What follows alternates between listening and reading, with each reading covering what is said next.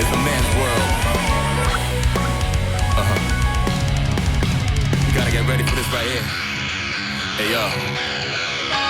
Here's the way, gonna be loud, face reality. Never be charity. The enemy you're fighting covers whole society. Mom's not here, gonna fight. Right here, shadow 10 o'clock direction. Seize the moment, destroy the nation. Rhyme slow motion, give me motivation. Break down now, and then on arrival. Round up around, spit out, all over. Rhyme like a rolling stone, coming and round. Watch out the norm, that this you loud. This more this sound, and bombs all round. So round up, don't ease, so case, cause enemies brutal. Moment of truth, there ain't no truth. You're the only one world, one love. But the battle goes on, shadows all mass destruction. Oh yeah, dun dun dun dun dun dun, baby baby, dun dun dun dun dun dun dun. Oh yeah, dun dun dun dun dun dun dun, baby baby, dun dun dun dun dun dun. Hey you better get ready for this right now. This is battle scene. You can't stop it. Get ready. Take it high right now. I thought I told you to sit down or get down. I'm about to hit ground when I'm in the box. My head's way out of this bounds. Nobody's topping me. You know it's damn right. Most of you don't love me. Doing it all night. Keeping my friends close and my foes closer. Things getting messy, but I never lick the nose up. As I get older, see things slower. My enemies looking like kids and I'm the donor. I'm the next masterpiece made. The new generation came up with the beast taste. But I'm the Mr. Nice Guy. See, I'm a wise guy. Not a mafioso, but I hustle like mine. Lay low if you're feeling me. I'll take these beats, go crazy with me. So pull him up in this brace with me. Shake with a man, L to the G's, now follow me. Ho!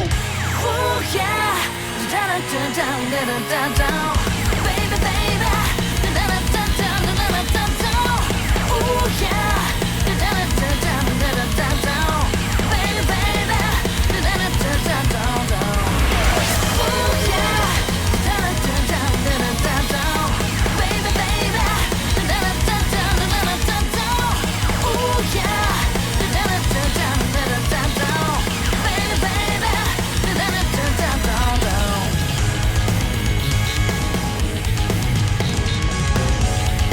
Thank you, Captain Cylon, for the hydrate. You think I wasn't going to take a swig?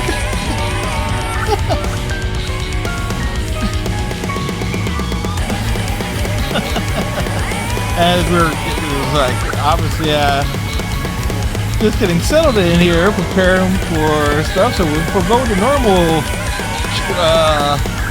intro music fully.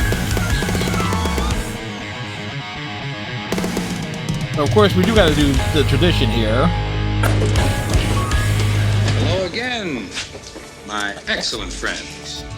Here I come to save the day. Freddy Stank, do something. Oh, forgot to pause that. So there we go. So, hello everyone. Welcome to tonight's stream. And again, we took a swig of water there. This is Cylon making sure I'm hydrated before we even say anything. Hope everybody's having themselves a good day today. I am zoomed in way too much. Excellent. Indeed. You know, we closed out a major assignment tonight that will be reflective of a particular state on election night here in the United States. Begins with Nor and ends in Alina.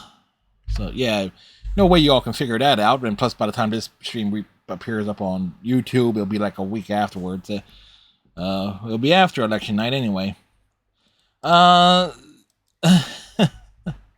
So we closed out that assignment, and I found myself like looking at the YouTube clips, and I actually was looking at one of the things I was looking at and filling in time for myself, since I had that extra time, was the ending to Bill and Ted Face the Music, which is an underrated little film, by the way. Could it have been better? Yeah, but its message actually gets across very well at the very end, as it's one of those movies. It's like the entire ending sequence with the music that unites the planets and everything across time and space. Very positive message. Like the song didn't matter. What matters was that everyone was playing together. So it was like very, very cool stuff there. Also, I was reminded of how well, like, the two young women who played the daughters of Bill and Ted. It's like, this is how well they nailed the mannerisms of Keanu Reeves and Alex Winter to capitulate. What was theirs like? I think one was called Theodora, and because they kind of like had to reverse the Bill and Ted names for the daughter characters. Anyway, beyond that, I got one thing written. Now, I finished what I needed to write yesterday. And then I started, roughly, I had needed kind of had a hard time figuring out a title for the next thing I got to write. Eventually did come up with a title, but then it was time for work. So it's like, sometimes you just need like a title. Like, I can't start writing without I have a title. At least, it's like, for me, that's always like the first thing. It's like, and a lot of times I just go and like, okay, let me go look at the a list of songs and let me see what I can rip, what might strike as a chord. Speaking of music, couple of other things to note here. The Nintendo Music app is released today, and if you have a Nintendo Online account, yes, so this is like an addition to that service. Lets members stream or download music from Nintendo's library of tracks. Good idea, but there's a problem with it. We're talking just like the stuff that like specifically Nintendo owns. All right. So yes, you get the stuff from like Legend of Zelda, Animal Crossing, the various Mario games, all of those soundtracks and everything with this service, right? And then I started thinking, it's like, wait a second, there's stuff that's on the Switch that I have played that are not exactly Nintendo owned. Like the soundtrack for Fitness Boxing, the Fist of the North Star version, has some banger tracks on it. I would know because I use it every day. Certainly has not been showing. But then again, it took me nearly 4 years to lose 70 pounds, and it only took me a year to put 70 pounds back on. So, go to show when you lose motivation. But still, it's like, yeah, okay. It's like, yeah, the Nintendo music is nice, but there's some other stuff on games that are exclusive to Nintendo consoles that we will not get with this service. It's like, okay, that kind of is what it is there. Of course, last night we did Life is Strange, double exposure. We knocked out episode 2. And I was shocked, pray tell you. And again, there's like, that is like, apparently Max killed Safi? Like, really? Like, Max, what did you do? I'm sure there will be some very logical in-universe explanation for what's going on. Parallel is like, could it be an evil Max? Are we talking? We got parallel worlds, parallel timelines happening. Safi's alive in one world, dead in another. Max is flirting with Vin in one world and Amanda in another. So it's like, what's going on? So yeah, so I'm looking forward to doing episode 3 tomorrow night, which should be a lot of fun in its own right. I might actually shift the schedule around a little bit just to accommodate this. Like, do I want to knock out episodes 4 and 5 on the same day on Saturday, or do I want to put those for like Monday and Tuesday of next week, respectively? Because at the same time, because I don't know Lucius is who's already done episode 3. So it's like, I don't know when they're doing episode 4. So it's like, I would like to hang out on Lucius' stream, but I don't know when they're doing what episodes. And it's like, okay, when are they doing what? And it's like, and I don't want to post spoilers in the photo section. It probably won't be anytime soon. Yeah, but you know, we never know. We never know. So it's kind of why I haven't been active in Lucius's Discord. Oh, she's going on a trip for it. It'll be a month. Ah, okay.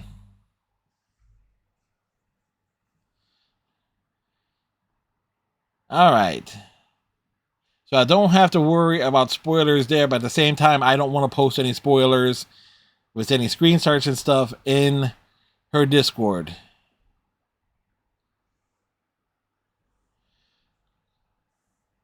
So it's I mean, heck, it's tough in another Discord, not even just my own. It's like my own, I post stuff and like I have no problem posting screenshots and stuff there. Because it's primarily just me who's active in my own Discord.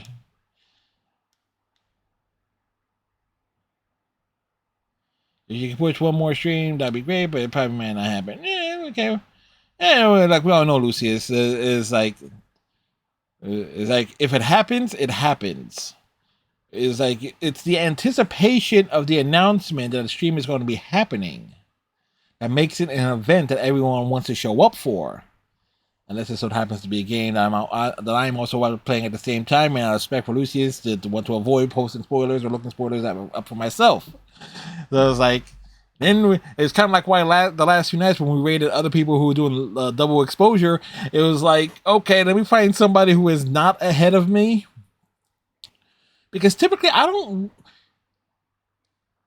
kind of funny that way. On older games, I have no problem like looking up guides and stuff like, okay, I get spoilers and things of that nature. Because I hang out in certain circles online, like in the fan fiction community and fan art communities. I don't do any art myself, but I get like an idea of what certain things and what characters are like. It's like for example, I've never seen an episode of Kim Possible, but I sure as hell have an appreciation for for the design of the character known as Shigo. It's like, God damn, that's one hell of a character there. Just based on the default in canon look, is like.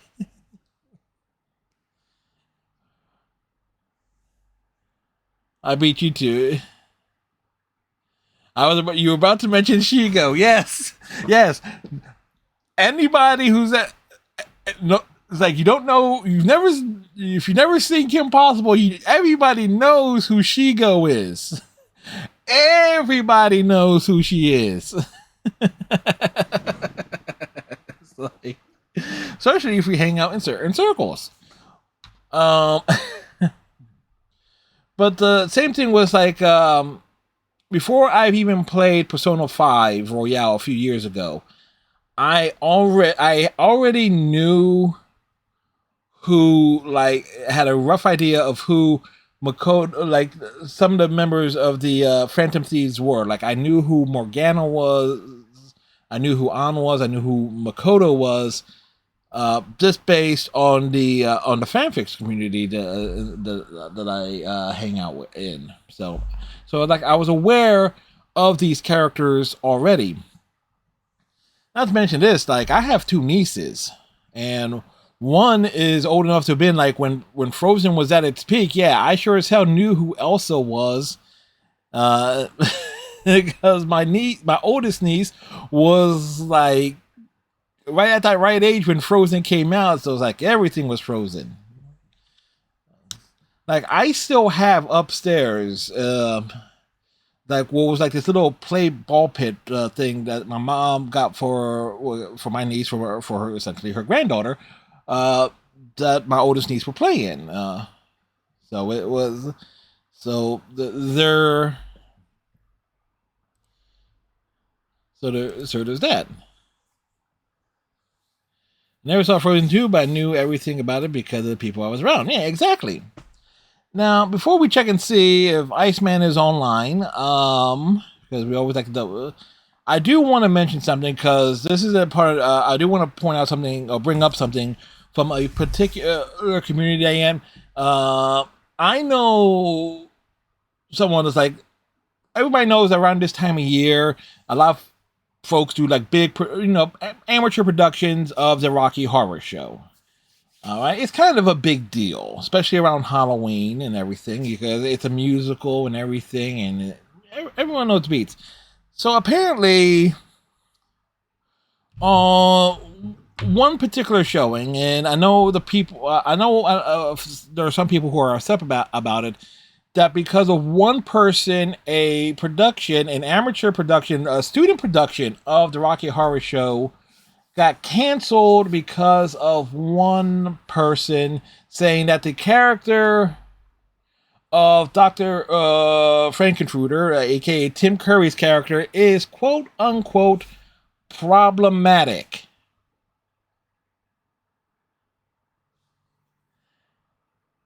It's like, how do they come up to that conclusion? Is what I want to know. And the other thing I would like to know is, where are they so I can smack them up the side of their head a few times, because I've been trying the way you just rolled your eyes, okay? Yeah. Because I certainly can't wrap my head around, like, how. And is it because the character is kind of the villain?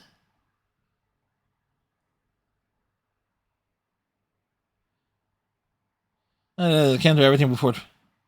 Media is problematic. Yeah. And it's like, I'm just trying to understand exactly how. How was that conclusion even reached? And the only thing I could possibly think of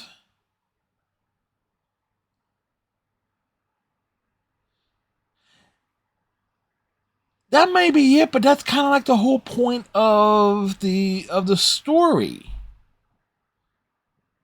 Really. That is it's the whole point, but even then, oh, hey, Iceman, how's it going? No, it's just like doing like standard intros and stuff.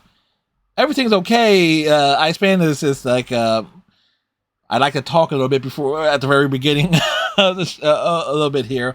It's just like discussing how, like, a student production of the Rocky Horror Show got basically was shut down because one person found one character, the most iconic character of the play in question, to be quote unquote problematic. So it's like,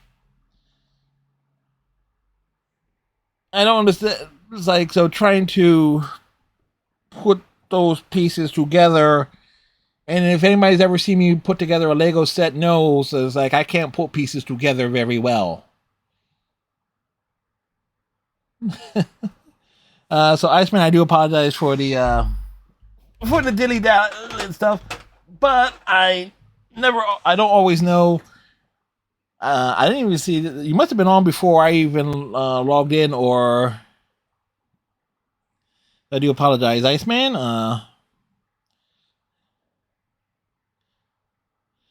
It's like you're concerned that I was upset. No, I just have that kind of. I have that kind of face and tone. So it's like I always sound or look upset. Apparently, and it's venting. It's more like it's just like being what's the word I'm looking at? Like confounded, confused, baffled about the sheer stupidity of some people. And I have come to a conclusion, and I'm old enough that I can make this reference, that I firmly believe that the people who did not grow up, as particularly here in the United States, that did not grow up knowing about Mr. Rogers, and that how he says, like, everyone is special, everyone is unique, and things of that nature, never learned that lesson. So, with that said, because from my understanding, from my understanding of the situation of this production of the Rocky Horror Show that got shut down, it was somebody from like a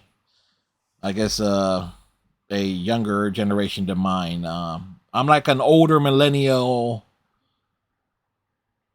so it's like something after me, like I guess it would be like 2 generations below me at this point. I don't know. I'm confused. Well, yeah, I'm kind of hoping that the world will normalize partially come Tuesday, or it's like we're hoping things like, yeah, it is. Media literacy is completely on the floor. This is why like part of my income is based around fanfics, right? Writing problematic stories for people. Oh boy.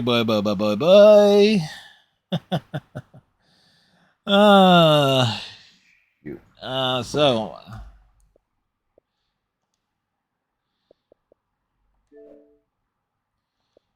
where is the thing? We start a party.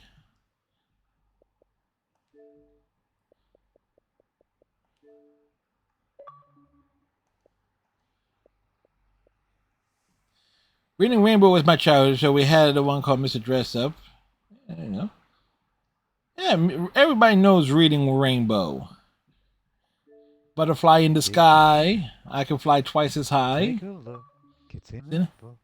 Reading Rainbow. I was never so psyched for all the celebrities I've met as I was for him. I can believe it. Hey, Iceman, hope you're doing well today and had a good week. I'm all right. Yourself? I'm doing all right, and I am secretly, in many ways, hopeful for Election Day here in the United States. That hopefully that enough people across the nation, particularly in certain states, what we call battleground states, choose to dispose of the mango Mussolini, the tangerine pot, the So orange you're Hitler. pro-Trump, I take it. No, dispose of. Yes.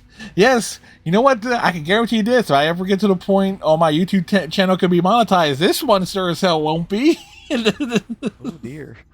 This VOD won't be. You have to cut out the beginning of this when you put it up. No. Very rarely do I cut stuff out. Actually, the only stuff I cut out or do radio editing on is primarily like on music and stuff. Oh boy. So. Yankees have blown a 5-0 lead. Who's blown who? Yankees just blew a 5-0 lead. It's 5-all now.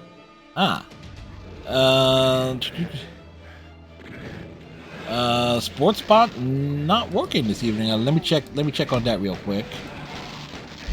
Frosty Butt was kind of mean to it the other night, so maybe it just effed off. Well,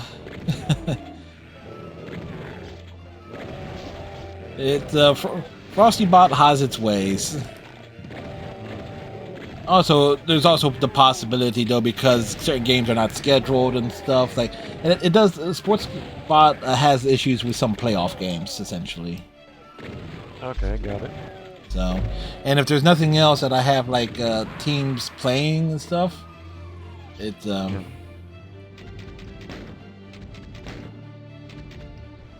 I also. I got some interesting possibilities for the two of us. Oh? I was speaking to Thaddeus P. Power Thumbs. Yeah, I know he was streaming the last few nights. I meant to raid him, but his raids weren't turned on. He said that he would be interested in playing Sea of Thieves. Right on. And he was very complimentary of you. His exact words were, if anyone deserves to be successful on Twitch, it's you, for the effort that you put in. I thought you'd like to hear that. I appreciate that. And Thumbs is, of course, good people. I mean, It seemed he lost a ton of weight. oh yeah, I have seen him. When I first looked at it, I was like, holy crap. Yeah, don't worry, I found the weight that he lost. You're doing fine. Oh no, I'm not. I'm up to 290. Dear. Well, gotta get back back to that Wii exercise. I am. I have been. Is this more of like rededicating myself and more than anything else? You Uh, can do it. let's see. We're too young to die. Let's see. We did Shores of Hell, so we're going to Inferno. Trying to make sure. Private lobby. I'm too full. But one of the problem with me is like I have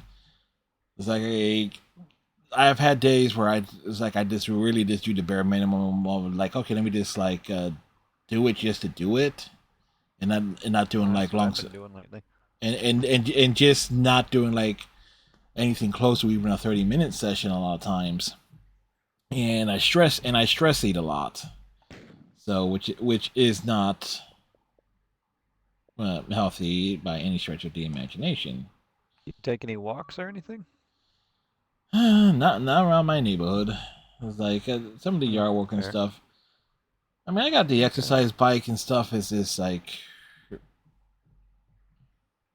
Did this work? I said, like I can send the invite again just in case it didn't. Yeah, that was weird. Invite sent. It says current player is 1. So press continue. Yeah, you should be able to join. Okay. Oh, there you go. Oh, alright. I'm just an idiot. That's my fault. So anyway, one thing I have done is like, since I told you that you can use the cheats and stuff, and obviously in single player, so there are a bunch of achievements that are basically, it can only really be done in single player with like modifiers and stuff turned on. Huh. Crazy. Ooh, this is a... So welcome to episode 3 of Doom. It'd be episode 3. We've only been playing for 1 episode. No, we did 1 and 2 last week. Yeah, I got a bunch of ammo. Are there any guns? High chance game?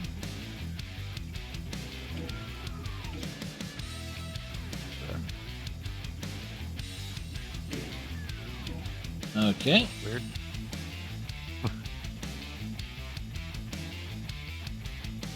Left or right? Oh, shotgun over here. Oh, not anymore.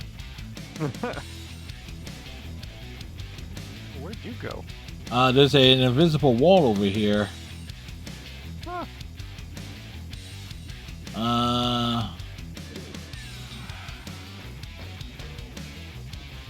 I'm back. These guys flew in here.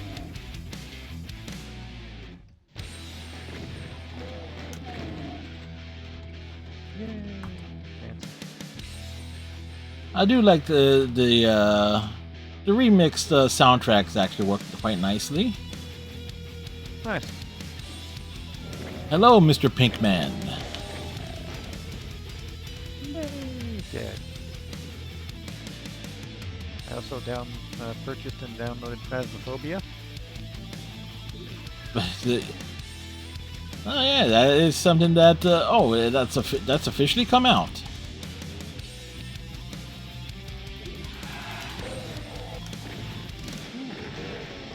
Alright.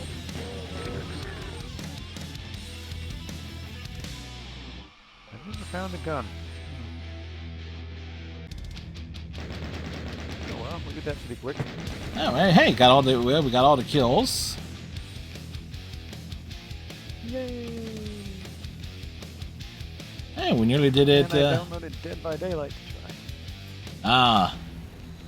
In that case, I will have to make sure I purchase Phasmophobia and. Oh, I can't. Oh, I'm glitching again. I can see the guys underneath us. One of them just died. Did you shoot him? Yep. What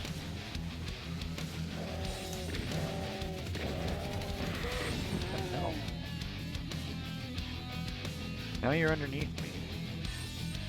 Now I can't move. Such a broken port. No, it's like it's the LAN. It's the online experience.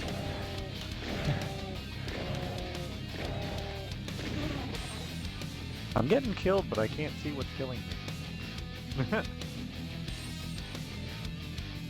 Let me see if I can find you. Oh, there you are. I'm behind you. You're like 10 feet underneath me. You're like a little dot. Try pressing Y on your controller. Maybe that works, or that should bring up your map. And then press Y again. I can actually see you, but I can see through the ground. Oh, It's crazy. I'll make a clip and I'll send it to you. Back at the beginning now? nope. This. I remember when I did the PC run of this a couple years ago. Yeah. That this stage was a bit of a pain in the neck to get through. Oh, that's you. Chain gun found. Yes, I can see it under there. Oh, I went through the wall. That was exciting. So it's like you're clipping, guessing. Oh.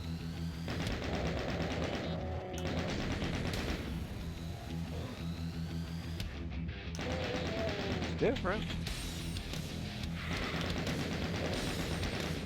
I get stuck on random nothing. Oh good, I unleashed a whole bunch of dolls, but I can't see them now. They're probably gonna kill me. I'll see if I can find you. I ran away.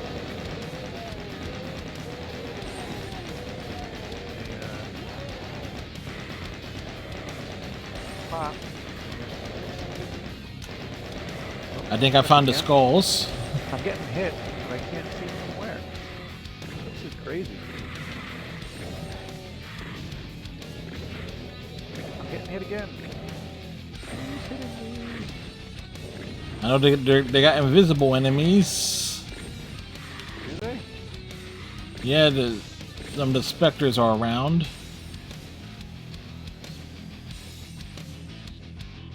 Yeah, it's hitting me. Lost a third of my health.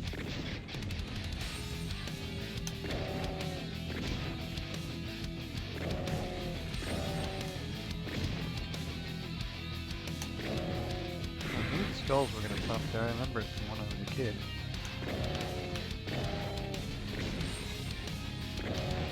No, there's no reason for some of these things to take those skulls to take 3 hits from the shotgun at point blank range.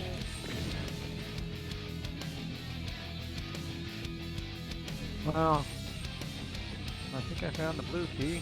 I don't know if I can touch it though. Oh, I can. Cool. Yep, that. I'm getting hit and I can't see. Oh, I fell through the floor.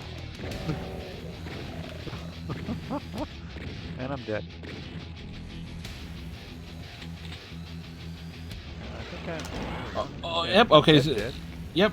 So there you go. There should be a plasma rifle over there. But how do I get out? I can't see anything. This. Okay, so this way. Turn around, Iceman. Okay, you should see like a little arrow on the ground. That's. No? You see? Yeah. Okay. Oh. Yeah. Interesting. Yep. Well, you found the blue key that allowed me to get in there. Excellent. Hey, Striker. Helpful. Full wall. What the hell?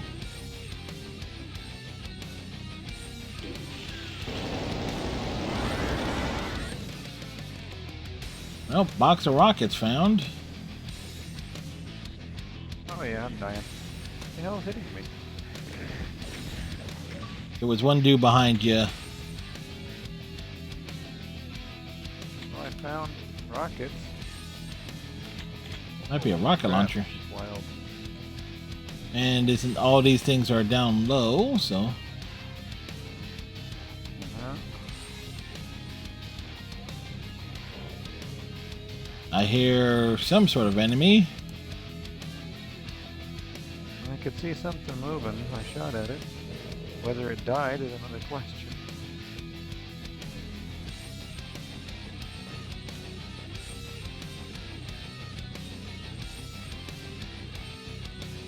Alright. Holy crap. Need to remember, it's like the way to bring those stairs down, I forget.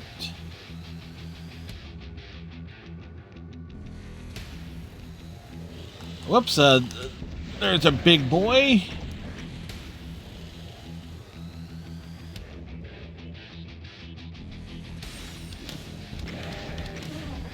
Oof. Let's see.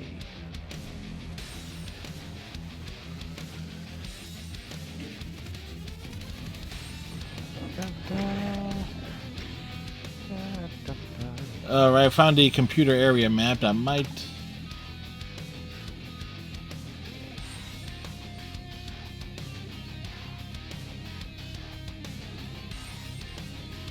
The actual F word.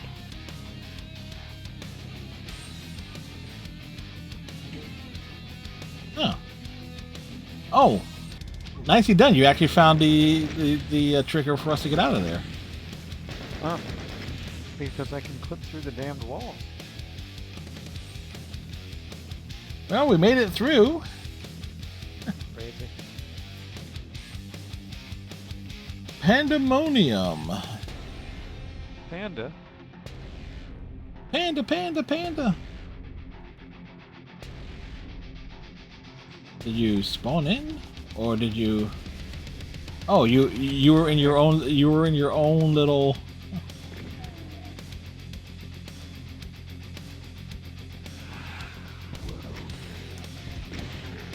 Interesting. Yeah, you're in your own little cell there. Hey, did you see the clip I sent you? Ooh, right there. I don't think it came through yet. Oh. Good lord.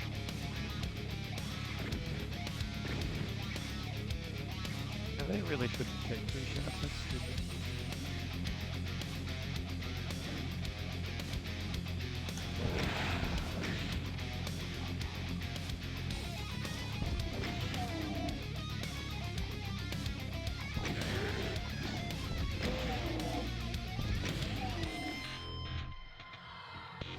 Okay. Whoa! Jeez, neither of us saw each other. That's funny. What happened? One of those floating skull things was next to me, and we were basically touching faces, and neither one of us realized it until I turned a little bit and saw that it was there. It was just hanging out. It was just hanging out, minding its own business.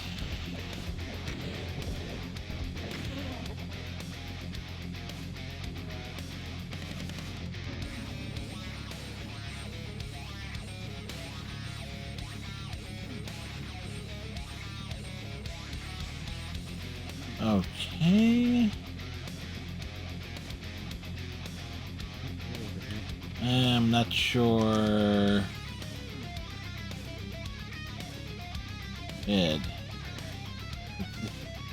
Seems like a bad thing to drop down there. Oh no, wait, Yeah, I there, was thinking no, the same thing. no, there's a switch. And he got punched in the face. Oh, that was pointless.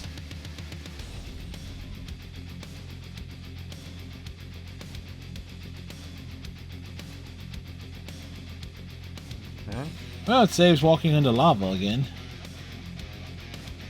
let's see.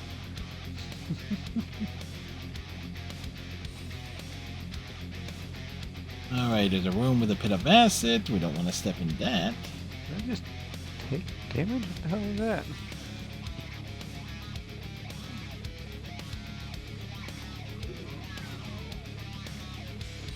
You know, an incident happened the other day.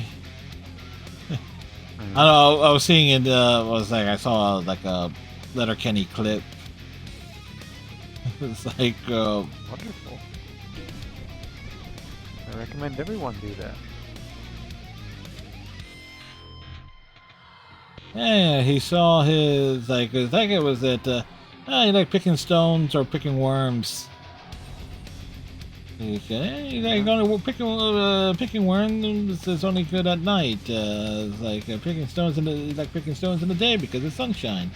So I hit that switch.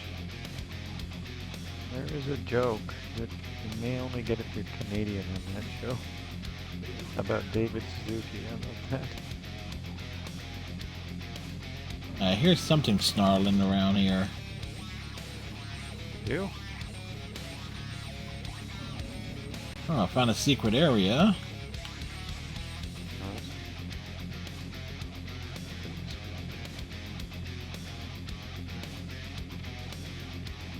Is that you or is that one of them? Oh, invulnerability. Oh, this doesn't help me in terms of seeing.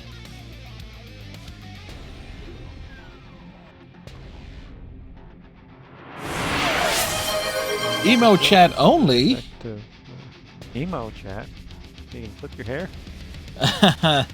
No, emote trap, which means it's a few minutes where the only thing people can do is use emotes in the chat.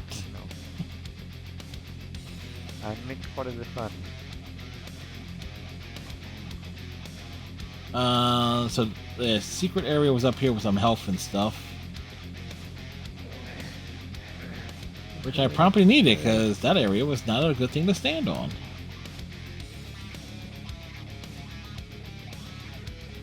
The hell? Thank you, Striker, for the hydration.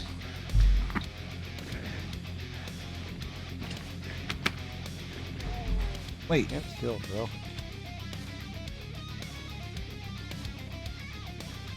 It was like the other day I saw a barn cat having sex with a raccoon on top of my van. Now what's the nature of that, David Suzuki? Because he had a TV show called The Nature of Things.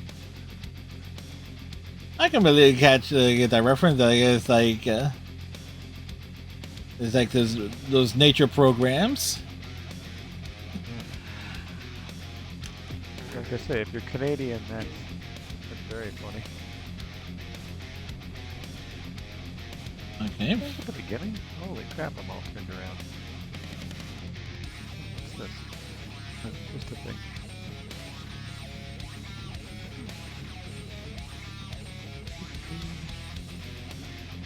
This has to be something. We're going back up. It's so random. You big stupid jellyfish. Yeah, the jellyfish are indeed stupid. No, you're not wrong. Anyone who played Mass Effect knows that.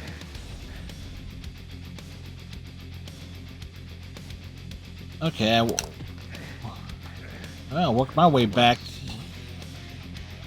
Okay, I was making progress, and then I got turned around. Yes, now I can't remember how I got to where I hit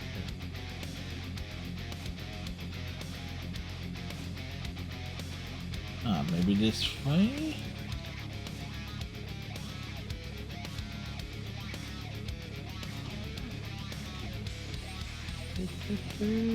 Here.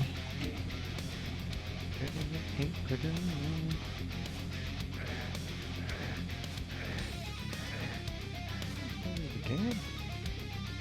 Oh crap, I'm at the beginning. Okay, I found a blue key. Oh, hey, Iceman, I see you.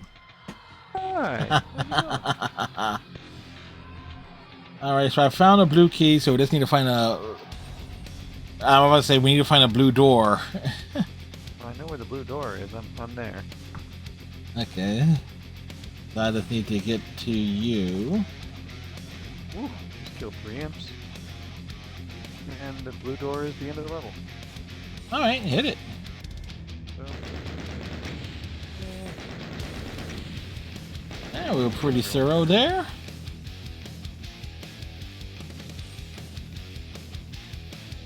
We are here. Hey, jump around. Jump around. Jump up, get down. Get down. Jump, Get in there, jump, Fred! Jump, jump. Alright, so enough of the emote chat. So have that up for a few minutes there. You know what? Maybe I should use a gun instead of trying to punch people. Probably an achievement for the punching. Oh, I there- got this, but I don't know from where. There is. It's like 20. Oh. Cacodemon.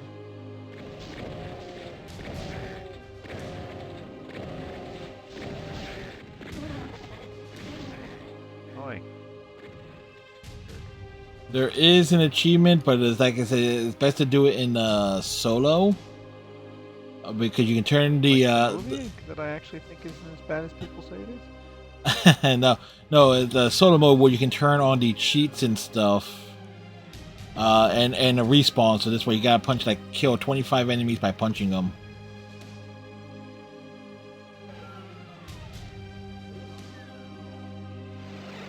All right. I can kill 25 relationships by punching them. Now this is a secret area. Yes. Well, we found a secret area. But why? Okay.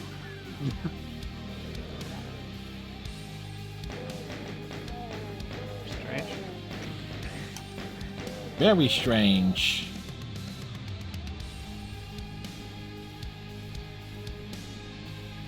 Do we have the sports thing up?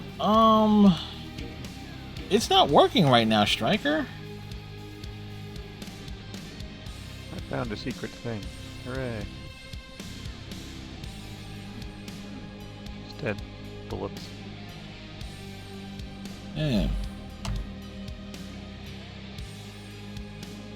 I don't like this. Like, the sports score bot should be up, but it's... Whoa!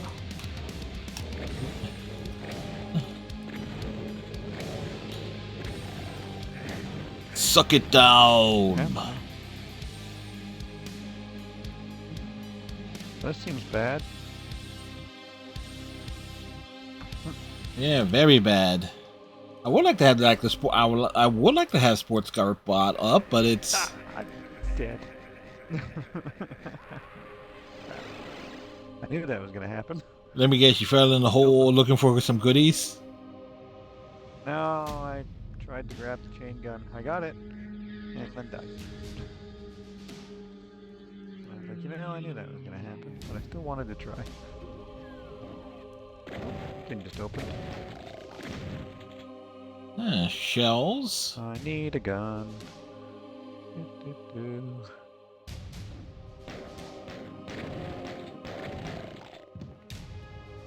We're trying to have your back like a buck rack. All right. Oh, that was the healthy. That was the health. No gun. Oh, what's this? Oh, Cacodemon! Shit! Move, move! I don't have anything to kill it with.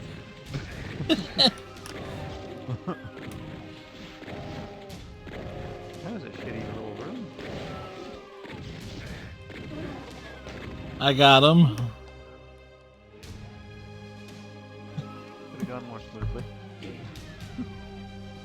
All right, hit a switch. Cool, cool, cool, cool. And what it opened, I have no clue. I'm reasonably sure we are. I found a blue key. Oh, there's a blue door. So weird how fast we move.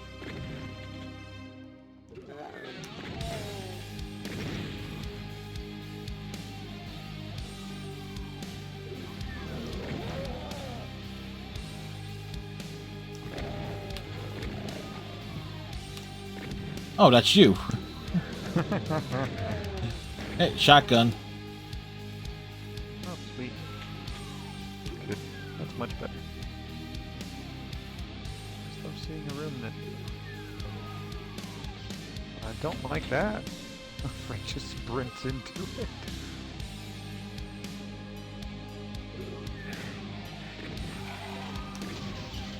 Oh, the BFG.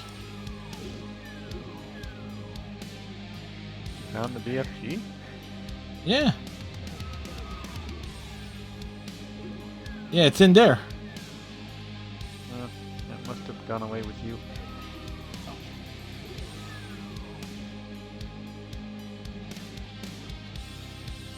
Oh, see about saving that ammo.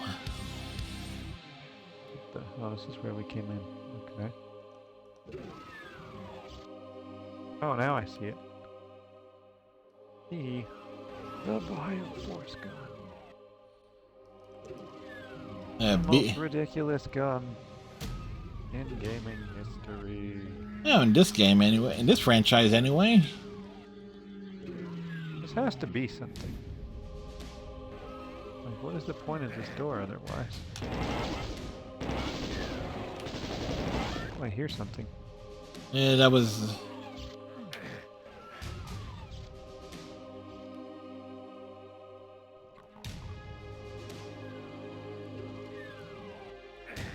This whole place looks the same. Yeah, you're not wrong.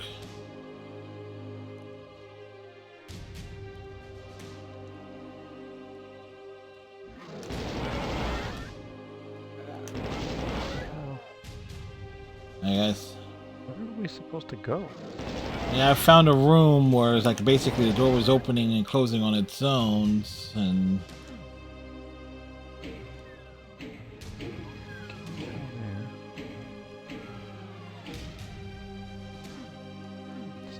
okay, so we need a red card is going to be needed.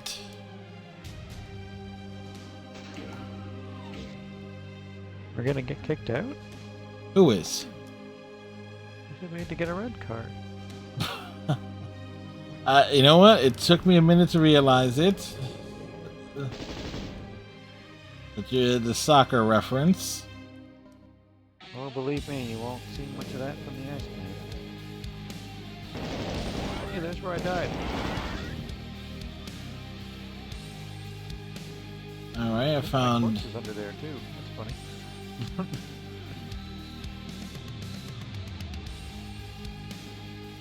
Oh.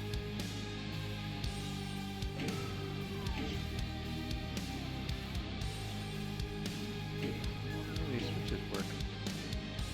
Oh. That one worked.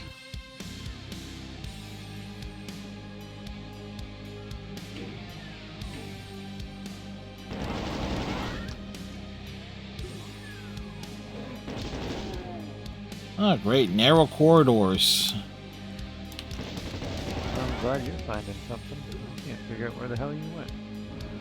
But I found this weird series of switches that does... It's Yankees 2 on bases in the 6th. Nobody out.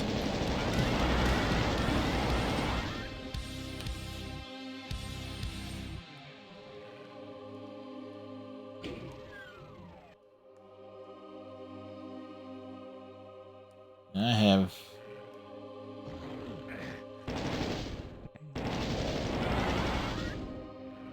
This is, I presume, the thing. Oh, I found the exit. Cool. Yeah, Yeah, I was definitely not gonna find that. yeah, I stumbled across the way and it's like, yeah, okay. We made it!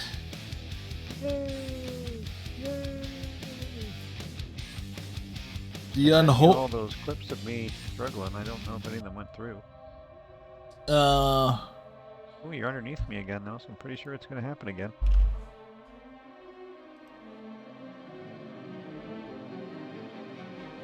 You're under... Very dramatic. Okay, I'm trying to bring up my desktop app. Okay, so shotgun there. Jeez. Yeah, you're underneath me again, so this is gonna be another good one. Out of your bloody dwarf.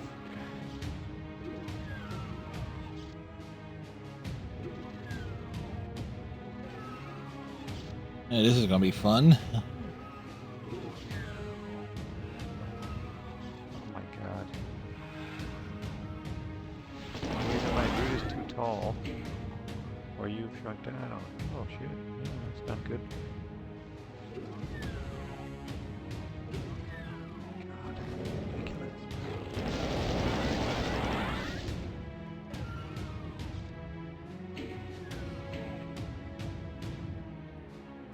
Yeah, that's bad. Like what? Yeah, that's bad. Yeah, definition of bad is awful. Everything is awful. Okay, random teleporters. Okay, this is. And I'm back where I started. Okay. This place has teleporters. Yes.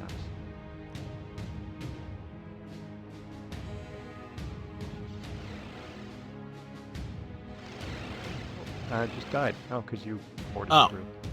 Yeah, I'm sorry. I didn't realize stepping on this.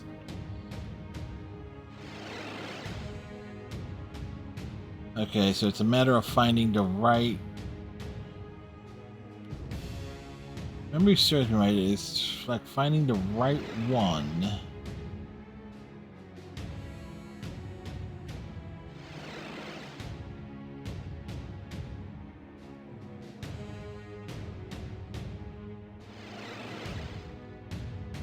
Well, I think I found it, but I really wish I hadn't. I don't have any. I came in.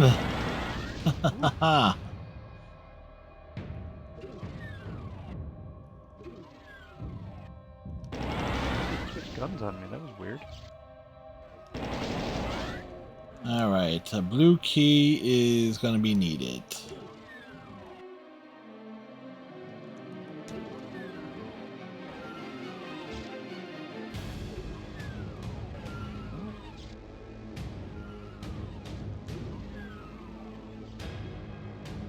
So I see that.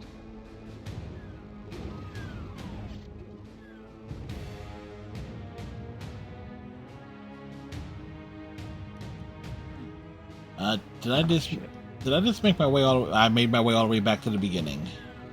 Same.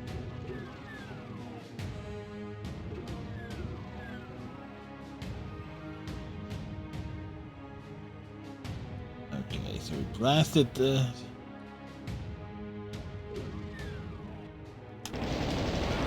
All right, found a pinky.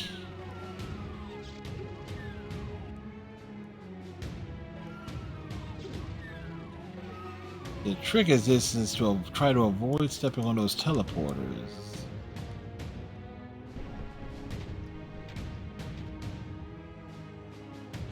Oh crap! That's bad. I don't have guns for this. I got the Cacodemon and an imp.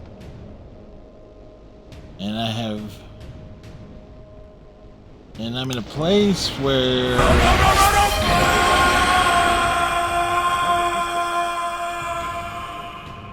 Someone went through the portal at the same time as me. I'm sorry.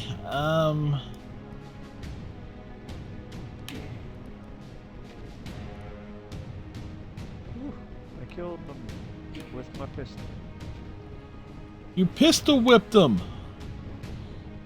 You pistol whipped them good. Oh, there's another bloody imp inside this corridor. Jerk.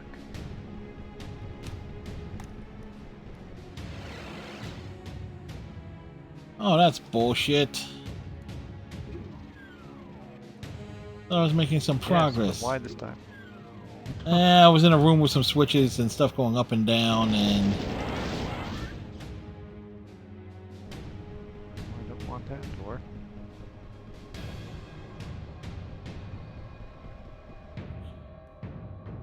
oh no, okay, so I got all these things. What? There's no key card here? What the hell? Interesting. Okay. All right, oh, found it. What did that just do? I'm not sure. It looked like you stopped the stuff that was in this. Oh, okay. There are stuff in. Yeah, there's stuff down these hallways, so you should be able to find guns and stuff.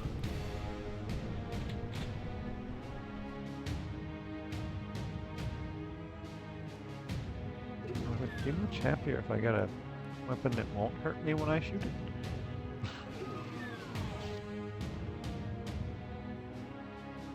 No, I have the blue key card. Now it's just a matter of finding that door again.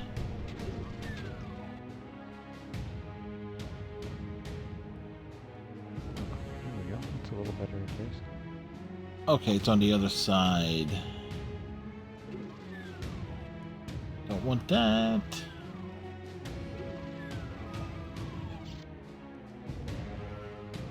Interesting. Yeah, I guess when I walked over that little platform, did the trick and activated those little sensors, I guess we'll call them. Yep.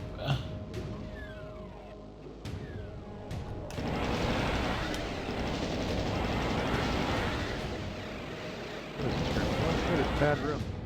Yeah, definitely a bad room with enemies teleporting in. Ow!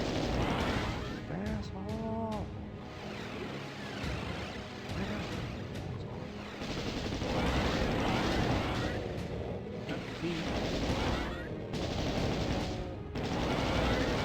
Eat hot plasma, jerks! Oh Christ, I'm in the stupid room again. I'm at the exit. Okay, I found the yellow key. Oh, there's a yellow door somewhere then. Yes. What the hell did you just teleport to? Who, me? Jerk. No, there's an imp in here. I went to shoot him and then he stepped on the teleport thing and he died. And he disappeared. I'm at the exit. You want me? If you can exit, go for it, yeah. Okay.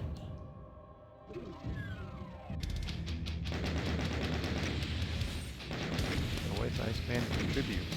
Hey, you found more items than I did. We each found a secret. That's because That's because I actually needed the items. You didn't. I don't have a shotgun, but I got a rocket launcher.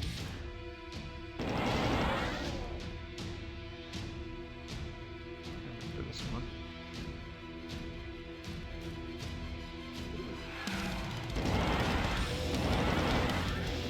Ooh.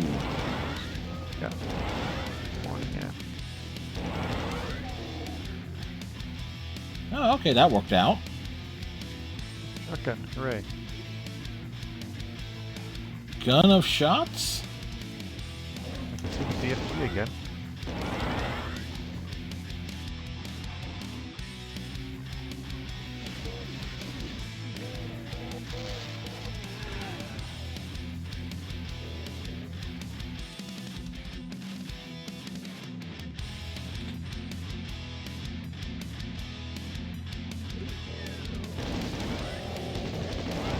Ooh, a pack of demons.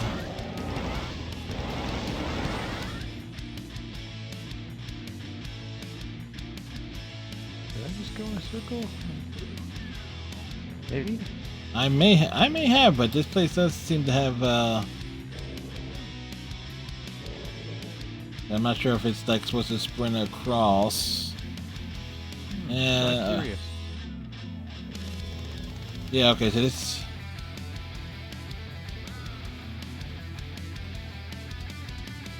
Who's that in the distance? That's super armor. Oh, yeah, screw that. Huh. Let's just went. That is just jumped across to. Geez, you're just mowing everyone down. Well. God. Oh, a whole bunch of them. Yeah.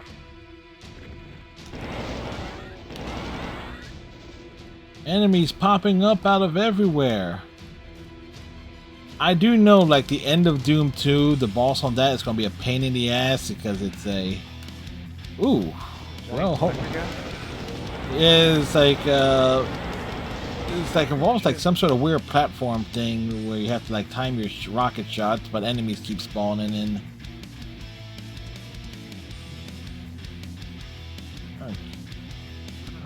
Look at you. I'm right here. I guess you gotta run across. Yep. There's an invincibility orb there. And a blue key is needed.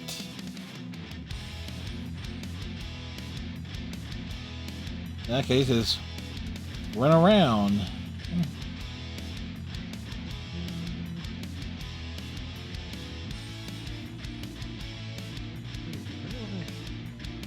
All right. Oh, that was a mistake.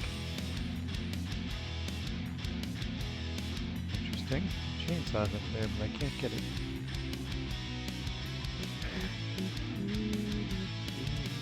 All right. Oh, you found a blue Ow. key. Well, I found a blue key. I did. Huh. Where the hell am I?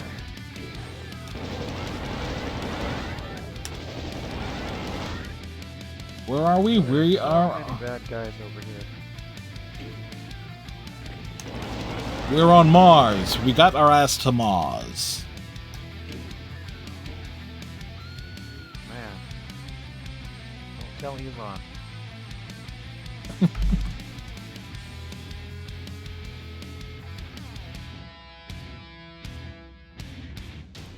Hey, imps, leave me alone.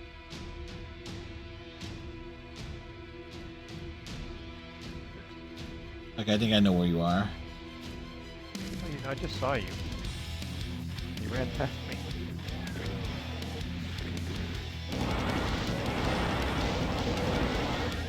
This is where I spawned. There's nothing but enemies. Nothing but enemies in here.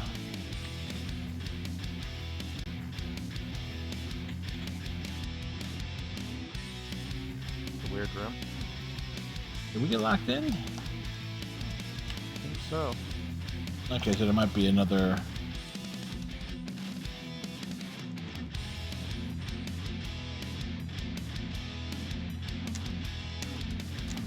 Well, balls. It is here now. Yep. Oh, hey, look, a secret thing. Stuff.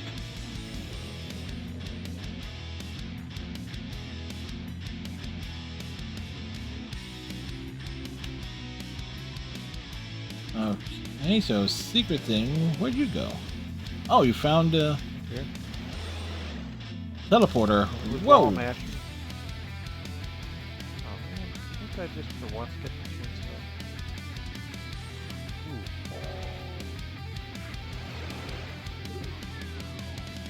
There we go. Ah,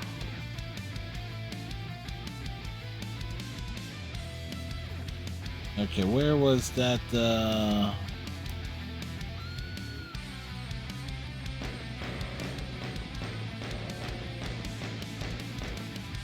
this room seems bad. I don't want to go in it. I want to see if I can find my way back to that blue door room. See if we can make Well, if you went through the portal, I can see you. You're near it.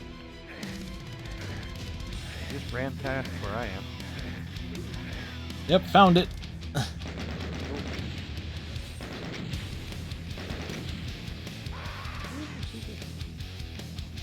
Yes, progress made. Yay! We are the doomed space marines. Oops. Oh, you're below me again. That's exciting. We're doing this.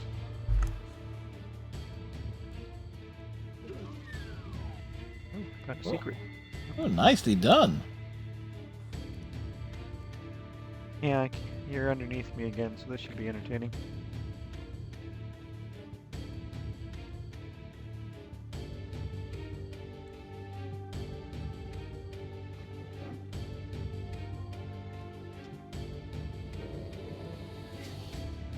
Big thing. Learn Latin. Oy vey. Ivan Slay. What else would a pig learn to speak other than Pig Latin? Back it up! Back that ass up!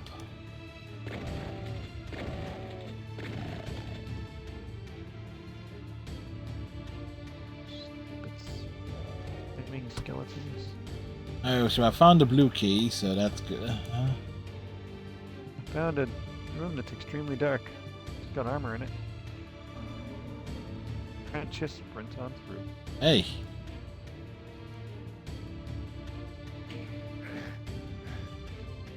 Stupid door. Hey, you know, it's like the power thumbs, Portal over here.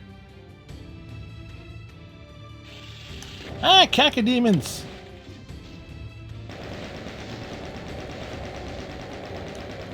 Unleash hell! I'm curious about this. I'm gonna do something dumb. Nope, nothing. Alright. Oh, multiple cacodemons. And a rocket launcher. Okay, as long as I can. Oh, Oh, it's confusing. Yeah, there's a red door over there. There's a red door around that corner, that little pillar. So, The red door? yeah, it's like that. There's no way I'm gonna see that. Yeah, but behind that thing, yeah, it's like I guess the color red. We need a red key. Yeah. Right, okay, gotcha. Is the ceiling red for you too? What's going red? Is the ceiling also red for you? The ceiling, well, the walls are red. The ground and this pool is red. The walls are red in some areas. Interesting. Glitches on this are real. Oh, there's another red door here. Found the blue doors.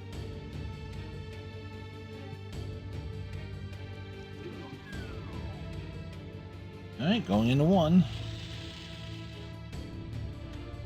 Yeah. Oh, there goes the platform. All right, we'll fall right into a pit with a cacodemon, but there's radiation suits. That means I have to find my way.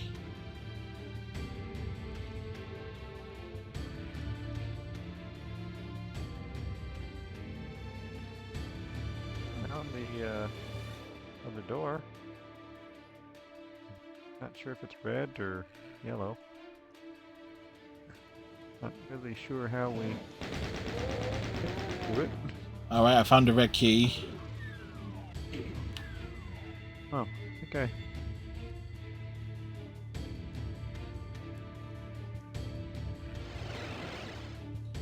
Right, I teleported, and okay, so that teleports us back.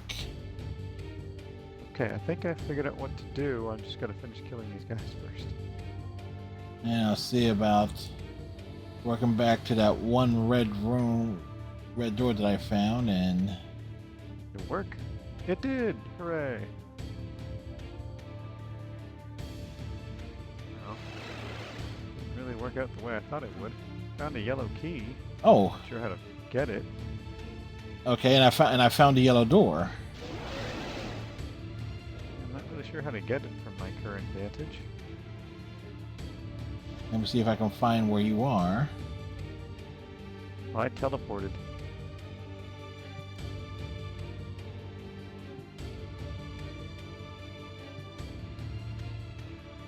All right, where? There, so I just need to figure out where you went.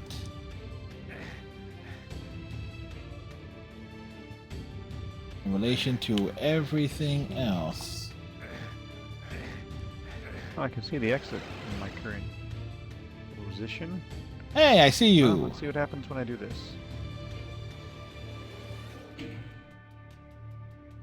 Seems bad. Hey, I just raised the platform. You should be able to get the yellow key from where you are.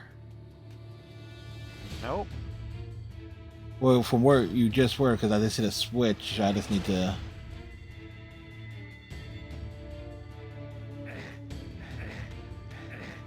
I see a door here, but how the hell do I get to it? I found the yellow. Okay, I got the yellow key, so we're good.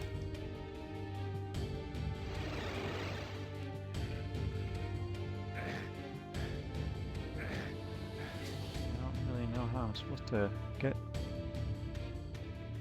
to where I'm going here. Hi, Iceman. Hi.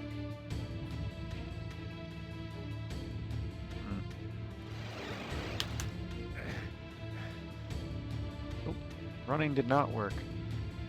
Oh, I'm gonna die. No ledge or anything. That's weird. I fell in stuff, but I didn't take any damage.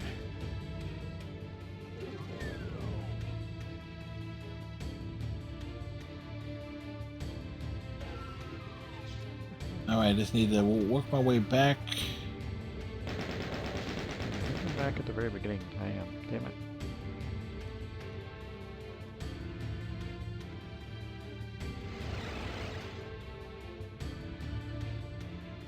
Yeah, that's another Cacodemons part.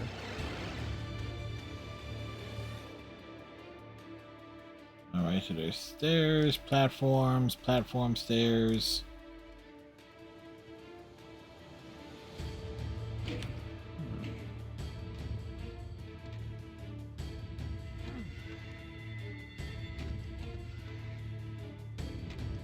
All right, that's the definition of. Hello. Howdy.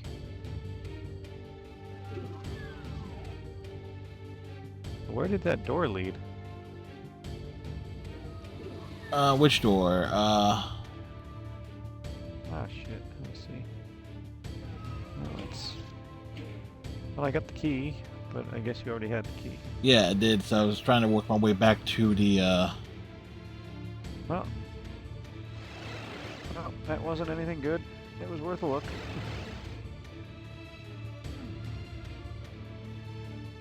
Jeez. Let's talk about constant damage.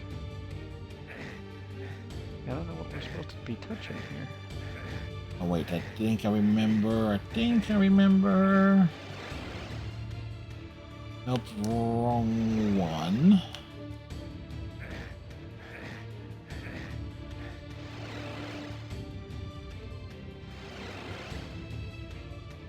Those are both.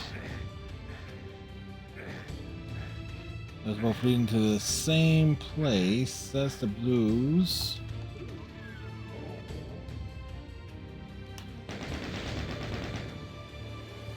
Okay, wonderful. Cacodemon in the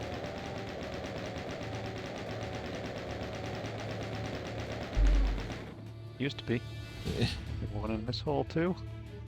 Nope, and we can't get across from here. Well, there's stairs. Red. Where? Stairs right here. Oh. Okay, I guess the platform and stuff dropped down. Not sure I want to go back down there. Reasonable.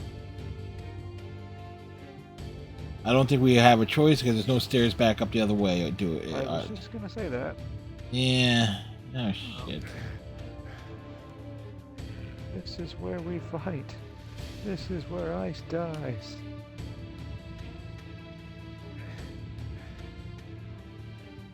Room full of suits there, so that will at least negate some damage. I also found a portal. Cool. It led us back to the same spot. Everybody.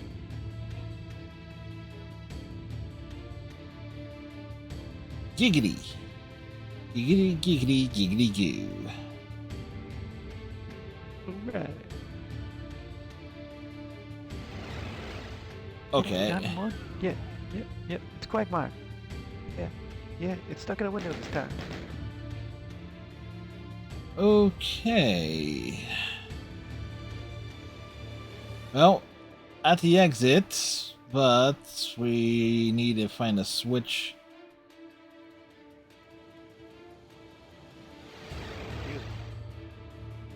All So right. I keep running over this health kit, but it's not giving me health. There we go. All right. We Back need. to the beginning again. Yeah. Okay. So let me see where we. Right here, because I'm at the exit.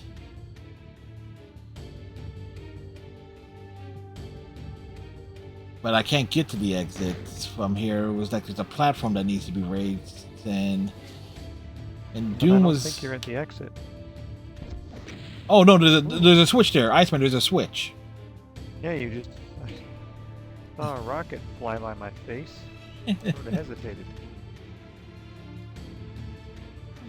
Well, hopefully that does the trick. It's just figuring out how to get back.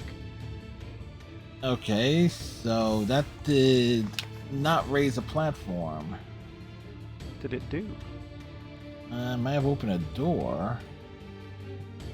Did I find the yellow door? Yeah, I'm at it.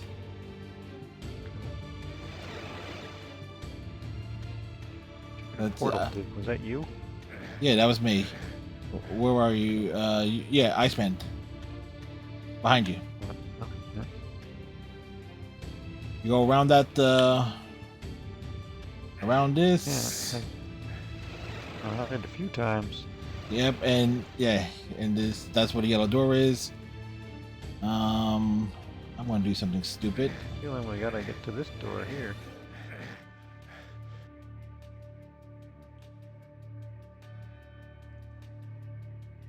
Okay, so if you fall off that, There's a random door here. I got a feeling that's the door we gotta figure out how to get to.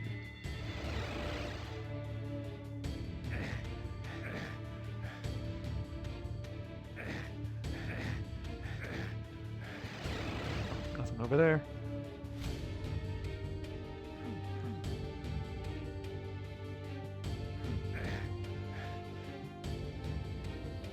up,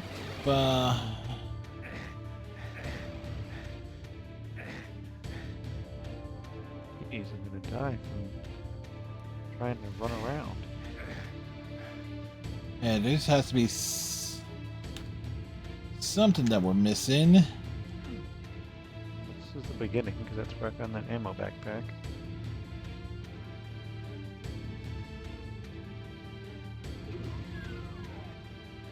Just did nothing.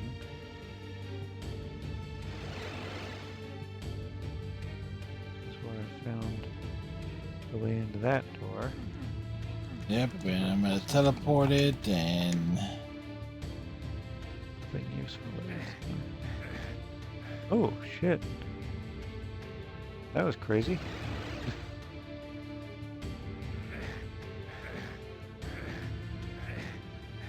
Thought I was gonna die there. I found enemies, or No, the ceiling started to shrink. I was like, Get myself a little uh-oh moment. okay, so there has to be. Oh, there you are. Yeah, Hmm. God bless it.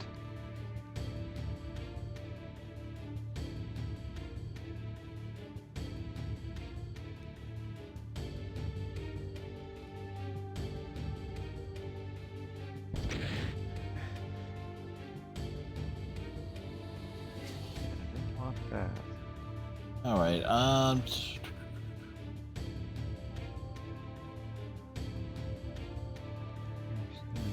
Who's over here again? Portal. Took me. That switch. That sucks. Oops. Yeah. Let me back up there.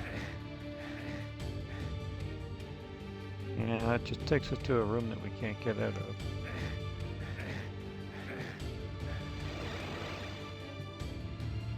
Back to beginning again. Good lord. This, Oh yeah, that's where you hit Fucking that's where you hit that switch. yeah. Okay, so I'm nearly dead. Cool. Uh, Mannequins. this is where I die.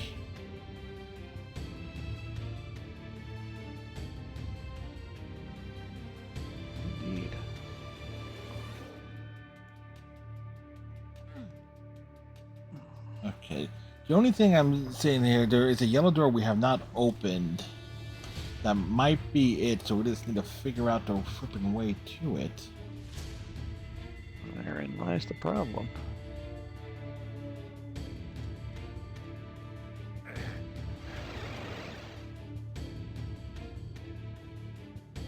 Okay, so what? There's a teleporter that takes us to a specific.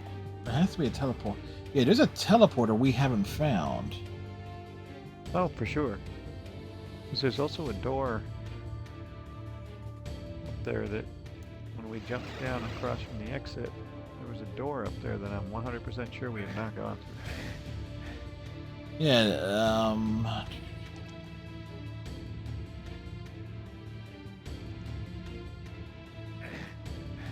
Where did this go again?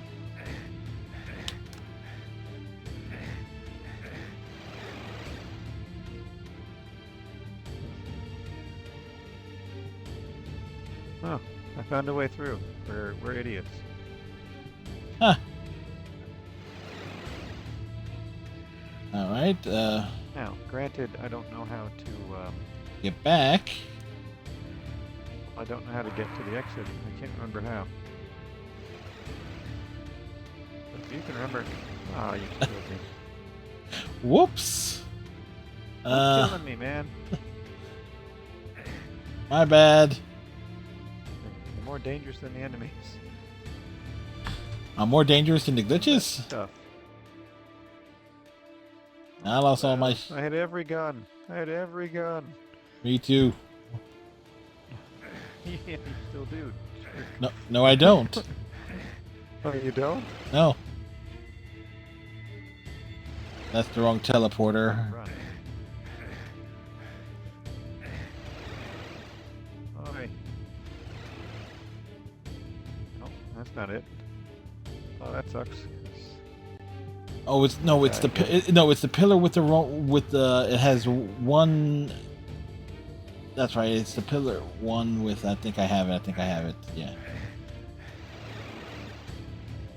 Yep.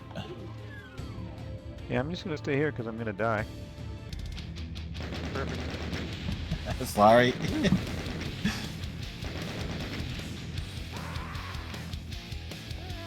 You too. Wait, I Found think. all the secrets. Yeah. That should. Yeah, I think that almost is like 100%. Like. Yeah, there's something we didn't kill apparently, but All right, so this should be the end of episode 3. nice. I have 30% health. Love it. The dude looks very beat up.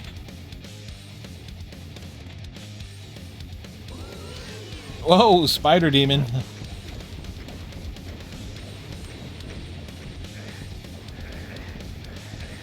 Pack a demon behind you. I'm down.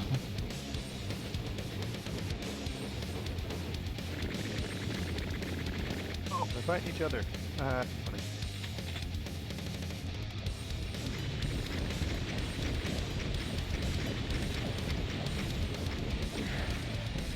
I think we got him. Spider demon. Yay! That was it.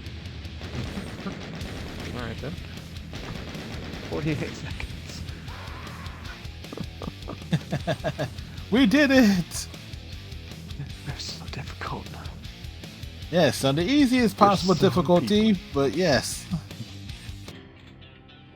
The loathsome spider demon, the mastermind the invasion of the moon base, has been caused so much death, has had its ass kicked for all time. A hidden doorway opens and you enter. You prove it too tough for hell to contain, and now hell at last plays fair. For you emerge from the door to see the green fields of Earth, home at last. You wonder what has been happening on Earth while you were battling evil unleashed. It's a good thing that no hellspawn could have come through that door with you. Yes. Dun, dun, dun. Oh wait. Oh, I have to. Oh, I have to reset the lobby. The new... Oh, you have to select a new. Oh, I have to select the next episode because I guess it Yeah, doesn't. that's. All right, I was so trying to say, but I couldn't think of what it was called. And it's ended the lobby. My God. a multiplayer. Multiplayer? Create match, private. Okay. How much players it mean? He just yells, hold on. Let's see. Hell beneath. Thy flesh consumed. Sounds like a terrible difficulty. Also, this game is stingy on the achievements. Yeah, it was like, because I got like 27 or 33 of them. So here's the achievement. Because I've been messing around with it off stream. Because I have one. Oh, but the thing is, so a lot of them are. Okay, so a lot of them are kind of tied to like doing certain things. So I'll run down the ones that I have. Run down the description essentially of them. Clean slate, kill all monsters in any monster field level and hurt me plenty or higher. Cheats for that. Crush a corpse in a door. That's a doormat. So that's kind of like random. This is like a kill an enemy right where a door will crush the corpse. So that's kind of like luck. Kill 2 enemies with a single barrel explosion. So basically, see a barrel with enemies around it, shoot it, and hopefully it kills them. Not so friendly fire, cause an enemy to kill another enemy. So some of the enemies will shoot each other. Guns are for wusses. Get 25 kills with your fist in a single level. That requires the God achievement as well as turning on the modifier. To have Nice, you're enemies. proficient at fisting. Yes. An important looking door. Find the secret area. That's the one you should obviously have. Get 100 chainsaw kills. That only counts for like Doom 2 that I discovered. Just like get the chainsaw and just start going to town on everything you see with it. Yeah, I've only managed to find it once. Hoarder, finish a level with 100% items picked up. Over prepare, finish level with 200% armor and 200% health. That's essentially I forget exactly the right combination on that because you got to pick up like all the health like boosting items to get to 200 health. Groovy, get just IDD QD and you're good. Yep. Hey Panda Sweep, how's it going? Panda. Groovy, get 3 multi-kills with the shotgun. Which you actually should have. Because you use a shotgun a fair bit. Nope, apparently. Going good, just chilling. I hear that, Panda. Heavenly Joy, shoot 200 bullets consecutively with the chain gun. That's basically just holding down the right trigger once you have the chain gun and have 200 rounds. Teenage Panda went to his dad's for his birthday today, so not much happening. Oh, a happy birthday to your oldest panda. And of course, tomorrow being Halloween, so it's a big party day all around. Although he's not a teenager anymore, I don't know why we call him young adult panda. The Yap. Yes. Yo, Yap, how's it going? Overkill, kill only a single enemy with the BFG 9000. Oh, jeez. I could have done that. Yeah. Oh, well. Kill 5 enemies in 5 seconds with the plasma rifle. Looks like group of 5 enemies. Just go to town. Yut Panda. Ute Panda. Excuse me, Ute. I had to think about that. Yut Panda is like Ute is like I thought it was spelled Y-O-U-T. Ute Panda. The 2 Utes. It's gonna be the 2 U's. If anybody who's seen My Cousin Vinny. Good movie. Oh, man. I haven't seen that in many years. Probably. Yeah. Bowling for 25 Gibbs. years. Yeah. It's a 30-year-old movie, that's for sure. Bowling for Gibbs. Give 3 enemies or more with a single rocket explosion. Basically, kill 3 with a single rocket. That's basically this lining stuff up right. Complete a level on Nightmare difficulty. That involves the IDDQ, obviously, and the settings to be set right. Complete any Monster Field level with 100% kills without getting hurt on Ultraviolence or higher. Another case where IDDQ is necessary. And again, you can only use the cheats in single player. Burning Out of Control. Complete any Monster Field level with 100% kills, items, and secrets. Ute? Oh, Y-U-T-E. So there you go. Complete any Monster Field level with 100% kills, items, and secrets, which is essentially basically first level and just going through and making sure you find every damn thing in it, like the very first level. And that took me a while. I actually had to look up to find out where an item was that I was missing. Get 20 kills using a Berserk power up in a single level. That's kind of like get lucky finding the Berserk power up, and again IDDQing it. Kill 4 enemies in a single shot with the super shotgun. That's only in Doom 2. Shoot until it dies. Finish off a cyber demon with the pistol, which is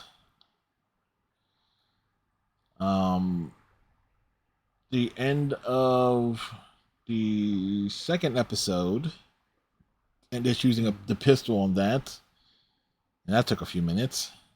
Find a secret level. I imagine. Kill it with fire. And some of these are involved, like doing stuff in the newer episodes would actually give you a different weapon, which was a pain in the ass.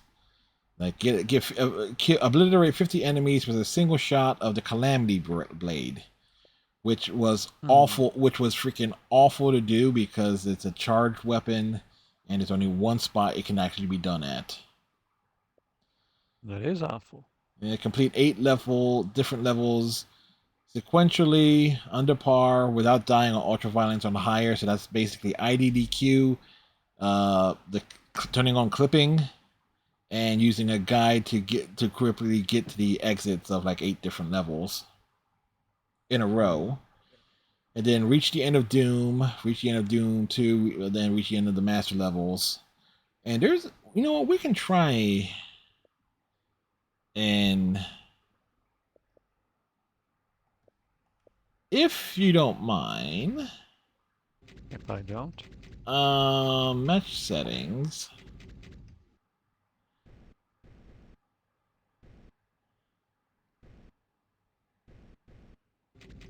I want to see if I can get you an achievement here. okay. Match settings, E4M9 Fear. I'm hoping this will work. Me too. I don't know what it is though.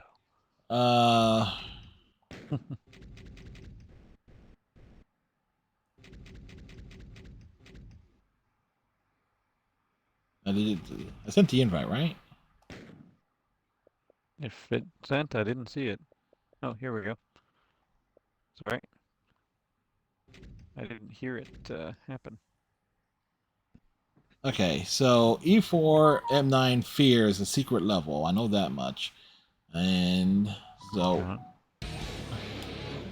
as soon as it begins, you might hopefully you get an achievement to pop.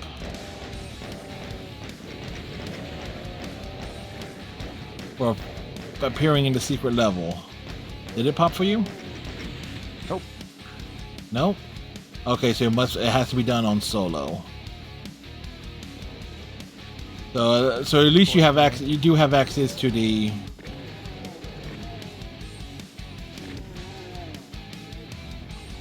You do have access to the level select and stuff. Yes. On the solo side, you can, like, when you start up a match, a single player game, you basically can go to any level you want at any time you want. Like, so you can start on any level without having to worry about saves and stuff unless you want to keep your gear. But you can turn on the cheats for... Why did my weapon change?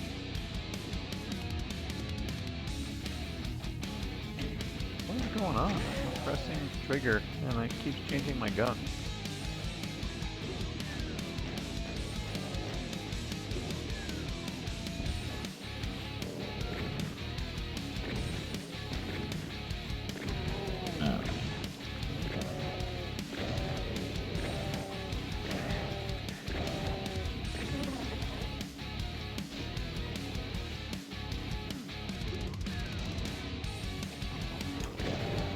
Wow, enemies everywhere!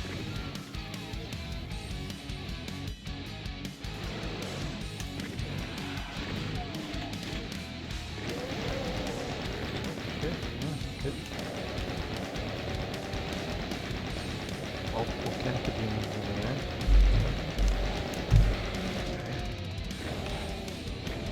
Ooh, one of them. Oh boy. They were right in calling this place Sphere.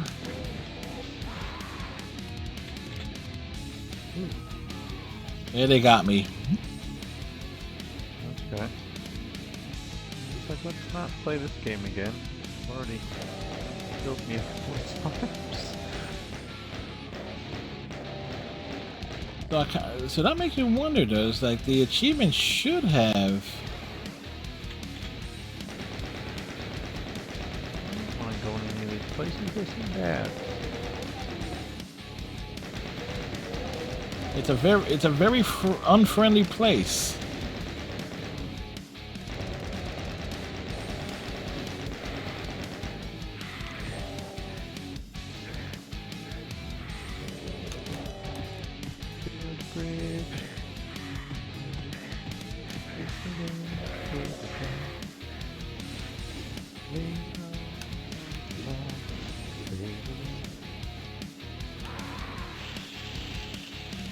I'm coming to you, Iceman!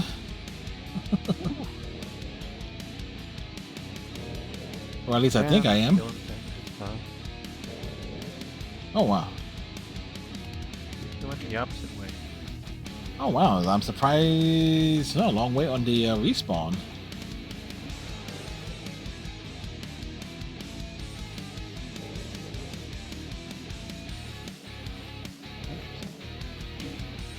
Well, that's weird. What? Is that, I am not respawning. I don't know why. Maybe this stage has limited respawns? I don't know. Could be. Oh, nope. Okay, so it was a timer. Okay.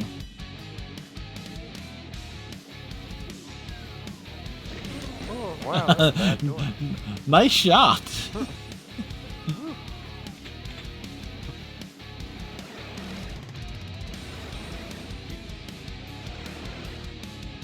did you get over there? There's a teleporter there, but wherever it is, there was a chainsaw right there. And I went walking up towards it, and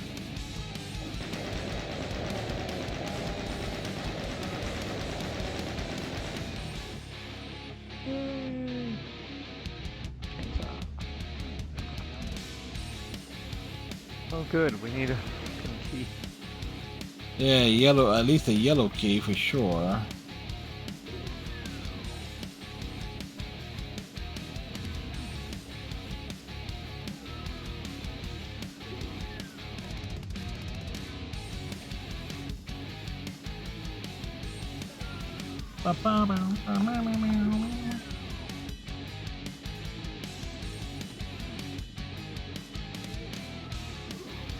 Go through that teleporter.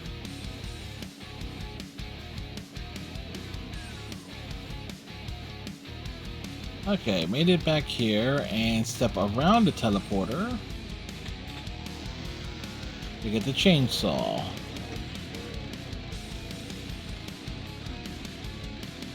dead end.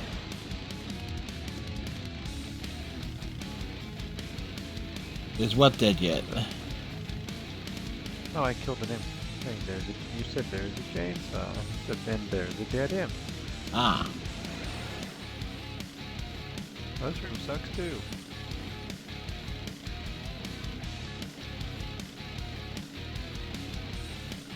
Bastards.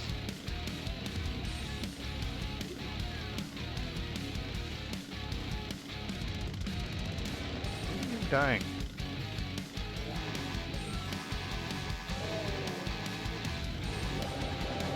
Mow him down. Hearing that weird noise?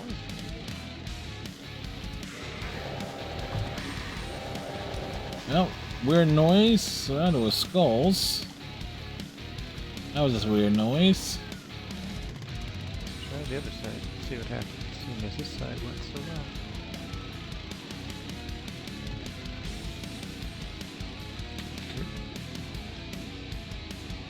Is the floor poison? Blue, part of it? Wow, did I just get myself... Did I just get myself stuck in here? Don't do that.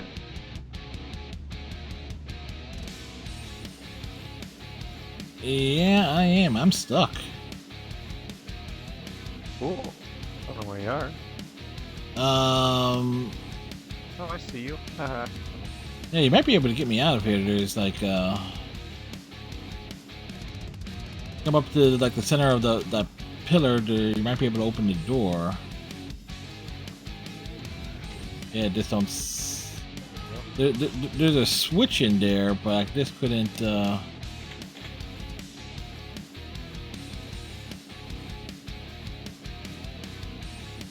not being stuck is less funny. Yeah, there is a switch on that pedestal, so there is something there that needs. Another teleporter.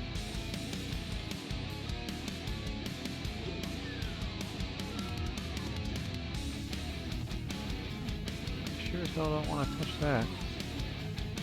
Like a shite idea. Huh. But we nearly have all the enemies killed, so there is one more enemy floating around in here somewhere. I know that much. Yeah? Yeah, if you hit Y, the upper left kind of tells you what their it goes like enemies, items, and then secrets, and the.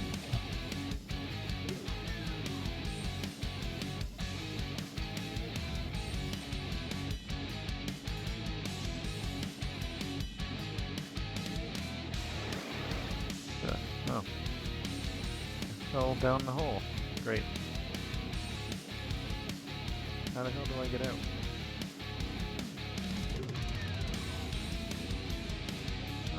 Well, that answered that question. One question. I fell down the other hole. Oh, cool. Good job. Very sporting.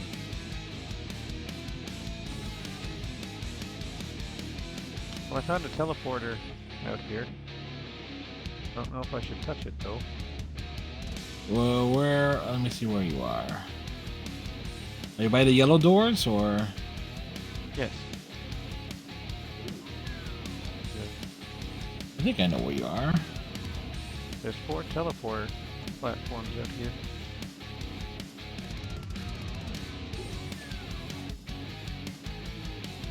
Well, don't step on any platforms, okay? Oh, I found the yellow key. I see where the yellow key God is. damn it. Okay, the teleporter didn't do anything useful.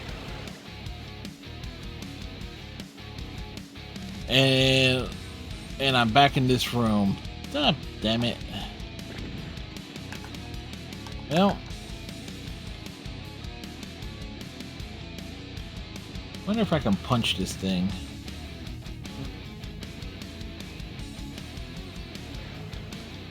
I saw you teleport in, so. Damn it, how do I get out? Yeah, I'm back in that center room where you are. Yeah, I'm just trying to figure out where the Yeah. door is.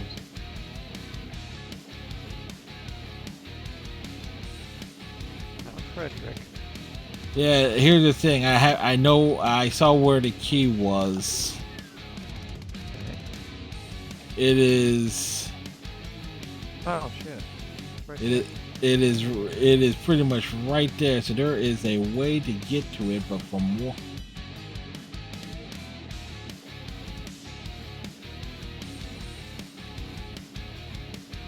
I made it. What did you do? I walked across and oh shit. There's a teleporter down there. Yep, there's a teleporter there. And guess what? we are screwed. With a world record time. There is. How the hell are you supposed to get there with this damn thing in the way? Well, I have an idea, but you're not gonna like it. Go ahead. I don't know if you want to get as far away from me as you can. I'm about as far as I can. Guess where you're respawning? Hi. Okay, well that didn't work. It was just a thought. We live here now. Literally. Well, folks, thanks for tuning in today. Well, it's a good thing we did this. Well,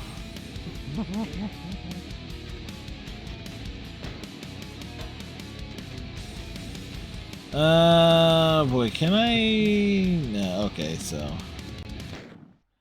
Alright, so we're still here.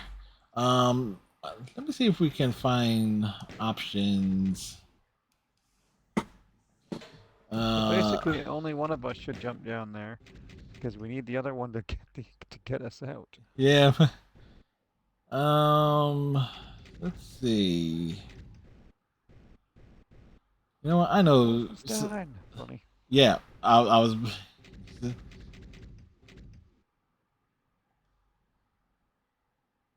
It's like, why not? It's like let's go to Wolfenstein at least to close things out here. Did you spawn? Did you?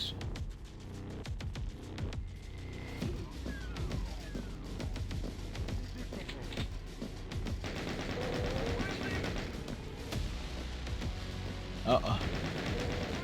Relax, Hitler Youth.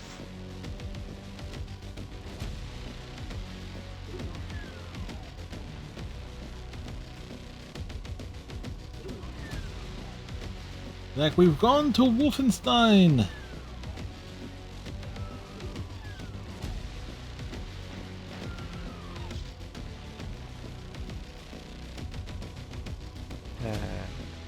Love Huh. Yeah, notice is like the logos are slightly different. It's as if something might be problematic with one bit of imagery.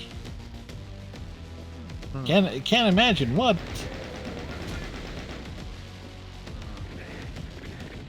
Well, I'm just gonna go ahead and with someone with a Jewish family member who lived in Europe in the 1940s. Oh, well, that's not fair. I don't have enough bullets for this.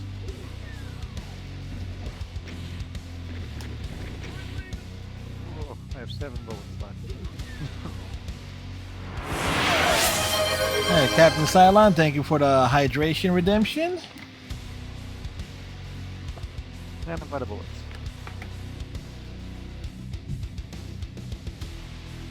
Time to look like the present to punch a guy to death. Hey, I found some bullets. Cool. When in doubt, punch him. Oh, for fuck's sake, I don't have this many bullets, okay?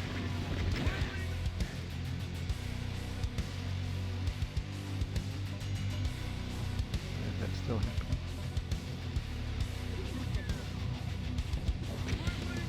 Annoying. Ah, I just blew myself up. Good job. 16 bullets.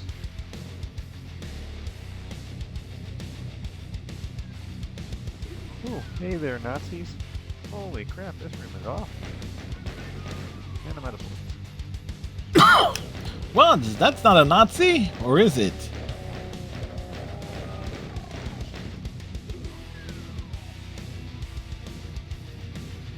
He's like bacon? Question mark? Seriously, there's no ammo? Excuse me. Anywhere in this place.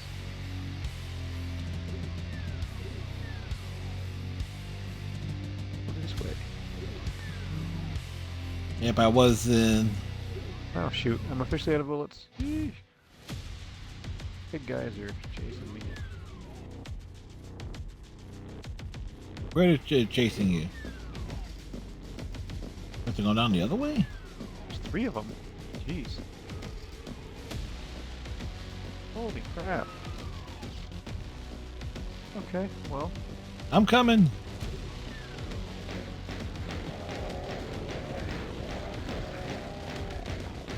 Smoke it!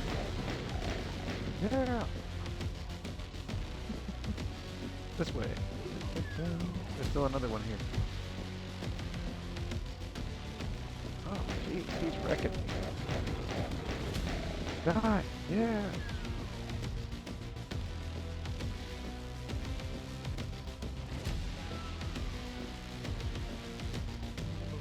I think this is where we started, or no, not exactly where we started. There's a door.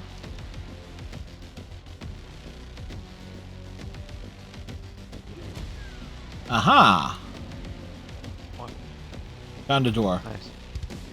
Oh, it's like regular Doom. For some reason I now have the BFG. And there's. And a double Excuse barrel. me. And all kinds of ammo. The BFG. That can't be good.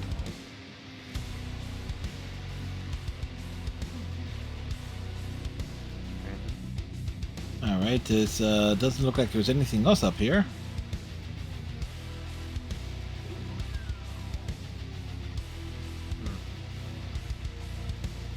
Then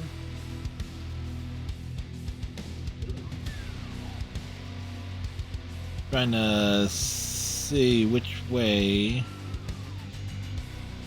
Probably this way. this way to the point? We did not. Maybe we came from this way? No, I was up this way before it is like hence the bodies, and then I blasted. But I got my. Well, if we can Oof. find one dude, Yeah. that'd be really cool. Because I have the BFG. Yeah. There. Oh yeah, it's like you need one.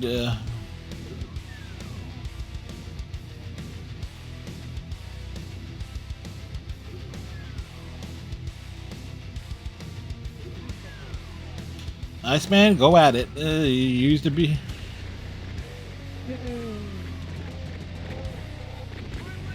Let me guess, it only works on single player. Maybe, which will be bullshit if it did. Guess I just You nuke someone in the face with it directly.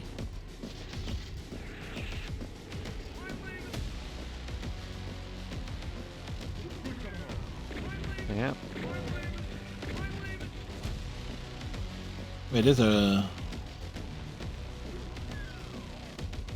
Wait, there's an area we have not explored yet.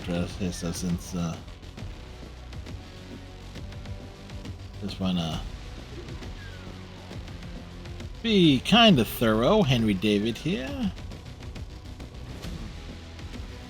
Okay, up this way.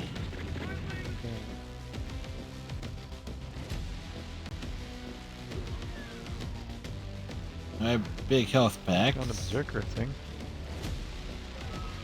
Yep, and there is another door we have not gone in.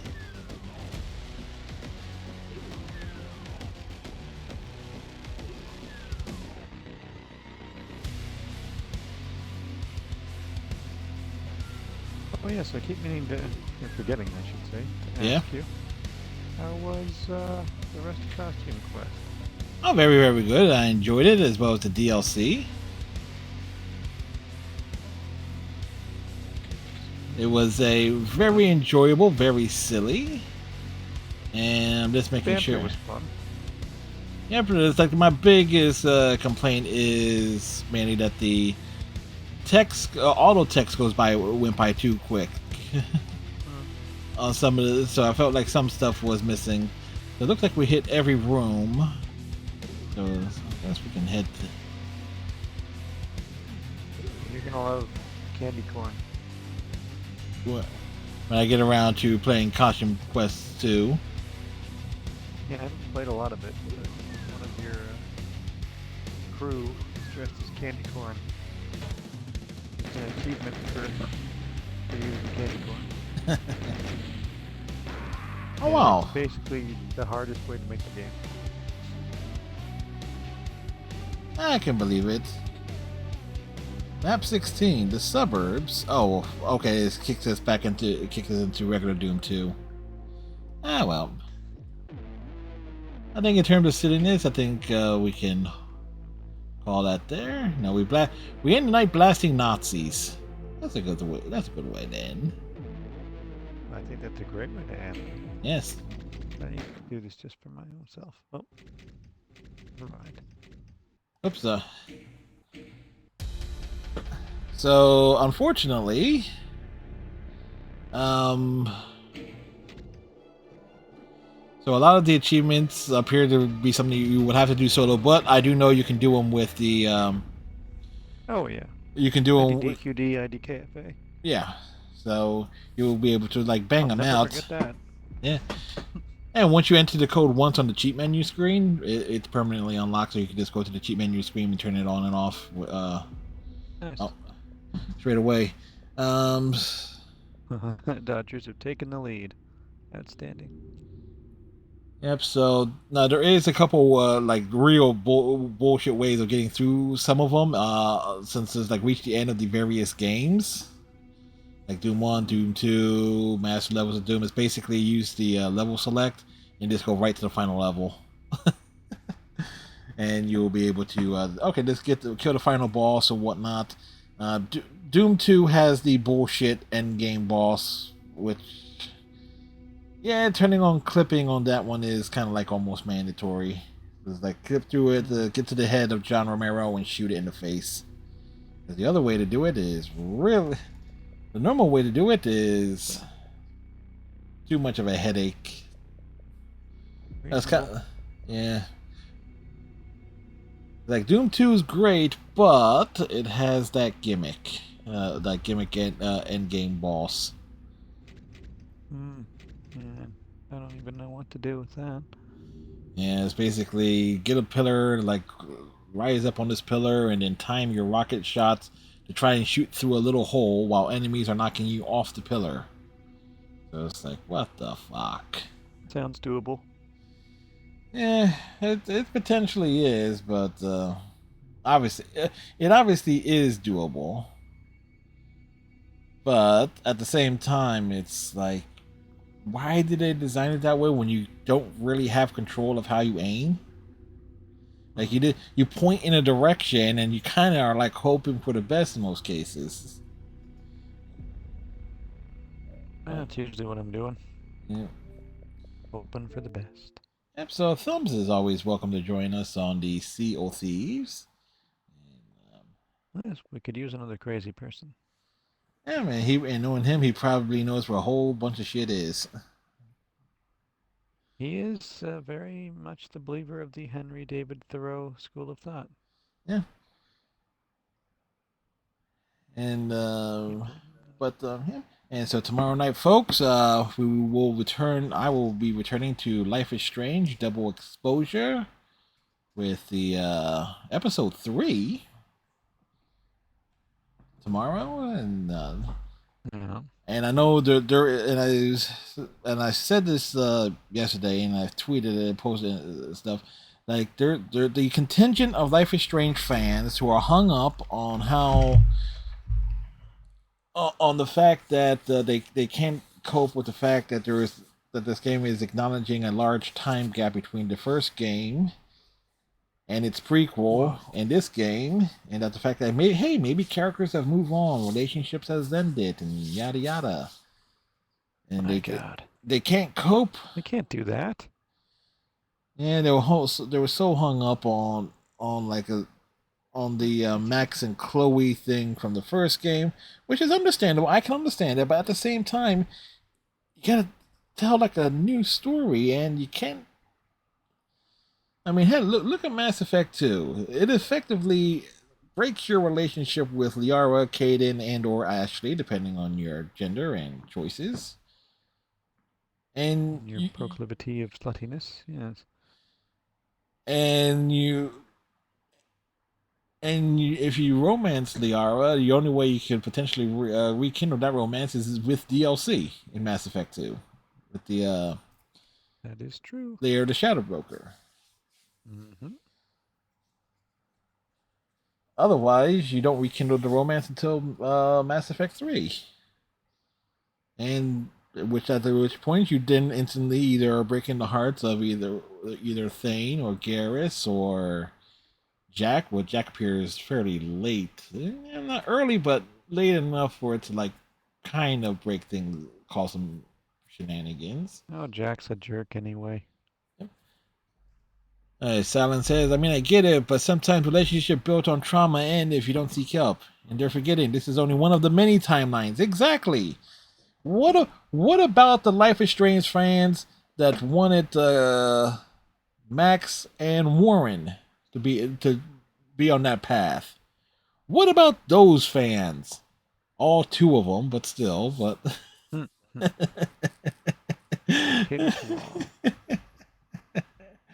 Yes, what about them? What about them? Oh boy. But still, at the very least, going through Doom is like, I got a break from the Sea of Thieves and the pirating. Oh yeah. It's glitchy as anything. I wish you could see the shenanigans that I was seeing there. Oh, that reminds me. Let's see. Where is the thing? Where is it? Unread. All right, from an hour ago. So we go from Iceman to here. Yay, that's me. Whoops. All right. Oh wow, I'm tiny. Mm-hmm. It's like, how am I supposed to fight in this level? Exactly. Wow, that is like, yes, you enabled the giant code. I don't have that code. All right, so that's what Iceman is seeing. Oh, and the You cat can understand where my problems came from. Yes. It's like Silent says he's not going to use on the Max Victoria train in terms of the combination of characters that would eventually, potentially, on the shipping and stuff with the Life is Strange game. It's like there are right ways and there are wrong ways. When you have games that have choices, it's like everybody's going to come up with something different as they go through their playthrough. It's what made like the Telltale games fun for like The Walking Dead and Game of Thrones and Borderlands and the Batman ones. The Game of Thrones one was better than people give it credit for. I Yeah. actually felt stress about how I was going to kill everyone, and then I ended up killing everyone. Yeah, and then the fact that you have to realize that Game of Thrones one was supposed to be the first entry in a series of Game of Thrones games. Mm-hmm. And Yeah, that so- was cool. Yeah, I would have loved to see how those was like. It was clearly ambitious in that regard. Mm-hmm. I wish they'd been able to continue it. Yeah, but then Telltale Games went out of business and then restructured under a new ownership. And then all the people that was like all technically proficient are in the new Telltale games, and they made The Expanse, which came out last year, that glorified tech demo, which was boring and empty as hell. Yeah, I don't know anything about The Expanse. I never watched that show. There's enough in The Expanse game for it to warrant a playthrough to like give me an understanding of stuff, and I do have to do another playthrough of it for achievement purposes. But it was like, it was the definition of disappointing in terms of you have this glorious game, but it's empty. Wolf Among Us 2 win. Gloriously empty game. Yeah, Yes, the Wolf Among Us, the first game was awesome. And that got me interested in the Fable comic series. I actually have the trade paperback collection of the comics that they did based on the Wolf Among Us game in terms of that specific plot line. Wolf Among Us 2 win? Never, because it's like it's been Duke Nukem forever. It's in development hell. It's like, yes, I remember how freaking pissed. Right. I remember how freaking pissed I was last year when they actually had the balls to say we are starting over with it. It's like the technology has it was an actual tweet at something along the lines like the technology has advanced to the point where we have to start over. And it's like, son of a bitch, is like, you gotta be. It's like, I heard he's this man thing with nope, start over. Yeah, but then again, it's like Duke Nukem Forever having that same thing, like that same vibe. It's like, you gotta be freaking kidding me. It's like, you're really gonna they really have the balls to pull that card. But here's the other thing with Telltale Games. All the people who were good on the story side of it, waiting for the company that did Star Trek Resurgence, which was freaking awesome in terms of its story. A handful of that. It was like, I made a mistake of playing that game all in one playthrough. Like beginning then, it was like something like 12 hours or close to it. But but they did such a great job in terms of like matching the Star Trek lore and stuff, and they actually made the world feel living. I was like, yeah, okay, this works. This works to a very large degree. So that's nice, at least. Yeah, it was actually one of the best games I played that came out last year in terms of games that were released within 2023.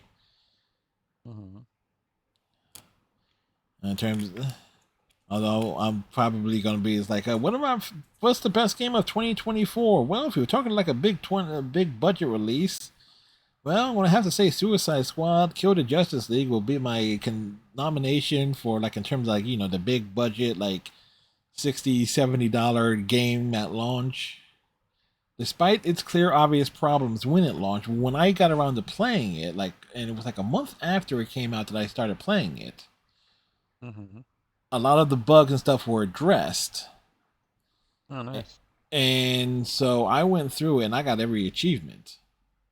Oh, I sunk a lot of time into that game off stream. It was like I was literally playing it for like an hour every day doing stuff. And there was nights I would finish a stream and I would be playing that until like maybe that typically in streams like this at like 12:30. I'll be up to like 3 or 4 just playing that. Oof, jeez. I work from home, so it's like 3 or 4. I'm ruined for the next day or two. Yeah, the advantage of me working from home and not having to technically not having to get up until like noon. Yeah. I have to be up no later than 9:30 and some days at 6:30. Yep. But still, I was like, that game got way too much hate from a certain portion of the community. It was like they were so hung up on, oh, Kevin Conroy's passed away. They disrespected him. They disrespected the Arkham Batman and blah blah blah. Blame at some point. Because they tied it in with the Arkham games, and it's like, oh, it was like this. And it's like, hey, it's a DC universe. They have multiverse stuff, and they want to say if they want to say this is basically an expansion of the Arkham series of games, they have every right to say that. Like, and plus there is.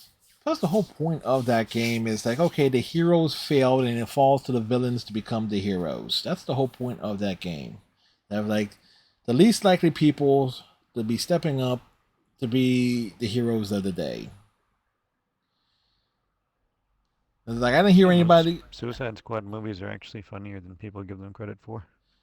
The first one was I didn't. I saw the first one, and matter of fact, I got a free ticket to that, and my mom also wanted to see it, so I ended up paying for her ticket on the weekend it came out. So we saw that. It was all right for what it was. I mean, The second one is very funny. Yeah, the first one suffered from like the typical Zack Snyder bullshit, where it was just like over bad casting in some cases. And I wasn't thrilled with how it screwed over the Arrow TV show in regards to the use of some characters. Like, oh, these characters are in the movie, so they can't exist in the television version. Like Will Smith's character of was it Deadshot? It was in Arrow, if I recall. He was. They did the White Floyd Lawton version on Arrow, and it's like, oh no, the Will Smith version was in the movie, so you got to kill the version that's on the TV show. Well, according to White Floyd Lawton, he was at least interesting. Yes, as opposed to Will Smith, who just his character was basically just Will Smith with guns. Yeah, I mean, it pretty much sums up his run at this point. Yep. And I did not see the second one. I did see a lot of clips. I mean, Sylvester Stallone saying "nom nom" for King Shark. He's like, okay. It was very funny. Nom noms. They're all now there's this scene where they're doing like a debrief, and I can't remember which character it was, but they're just talking away, and then one of them is like, "What's that thing?" And he's like, "What thing?" "That thing over there," and it's like an old projector that we used to have in school. I can't even remember what they're called. An overhead projector. It's not though. There's a specific word for it, and I've forgotten what it's called. Slideshow? Basically a magnifying glass that would project onto the wall. But an overhead. Are you talking like something like a big like base, that kind of like a square base with a light on top of it? And you lay like the transparencies on top of it. Yeah. And then you have a little light on top of it, and it shines down on it, and then it also projects out onto the wall. Overhead projector. At least that's what we called it. There's a different name for it. Okay, maybe we had a different name for it. I don't know.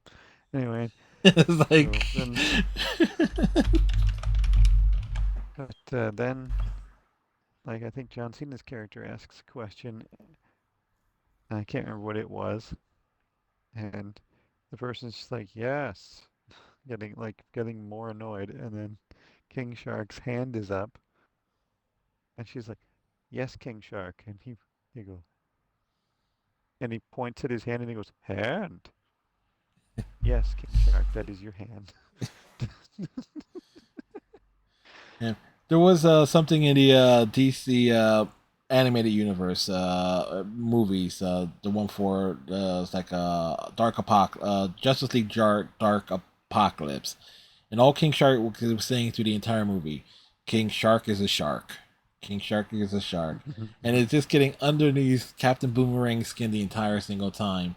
And then at the very end, it's like funny. All the characters are, all characters are being slaughtered. Justice League Dark is actually like the most visceral movie, DC animated movie ever, because it's like people are getting literally torn apart left, right, and center. It's like, hey, you want to see your favorite DC superheroes get slaughtered? There's the movie for you. Well, let me not throw too many spoilers out there, but Suicide Squad 2. Yeah, there are deaths in that, because that's the whole point of Suicide Squad. But the thing is, though, King Shark has his lines like, okay, everyone is being slaughtered. The surviving members of the Suicide Squad are being swarmed by the enemies. And it's like King Shark says something like it was an honor serving with you with Captain Boomerang saying, "You gotta be fucking kidding me," before a big explosion. Like it's like the ultimate troll move. It's like he was just saying one thing the entire movie. It's like, yeah, that works. You can speak, you little jerk. Yeah. And but I'll say that the DC animated movies is like I was rather surprised because I watched Justice League Crisis on Infinite Earth Part 3 this past weekend. I was actually and I kind of knew it was kind of coming because how Part 2 ended with but how they managed to combine like form like a perfect continuity despite like a universe reset to with like all the animated films like they did over the course of like the last decade. Again, they had like a major reset at the end of like the Apocalypse film I was just talking about. And then it's like, oh, they tied everything into it because Constantine like made sure Darkseid was killed as an infant. And it was like the genius behind that was like, wow. I was like, that it just blew my mind with just how creative that was, and that's either the a credit to like what you can do with animation as opposed to live action, and the level of planning that more likely went into the animated films that we never really saw with the live action films over the course of the past 15 years. The DC ones have been terrible for the most part. And it's like, yes, we'll start with like we'll make Man of Steel.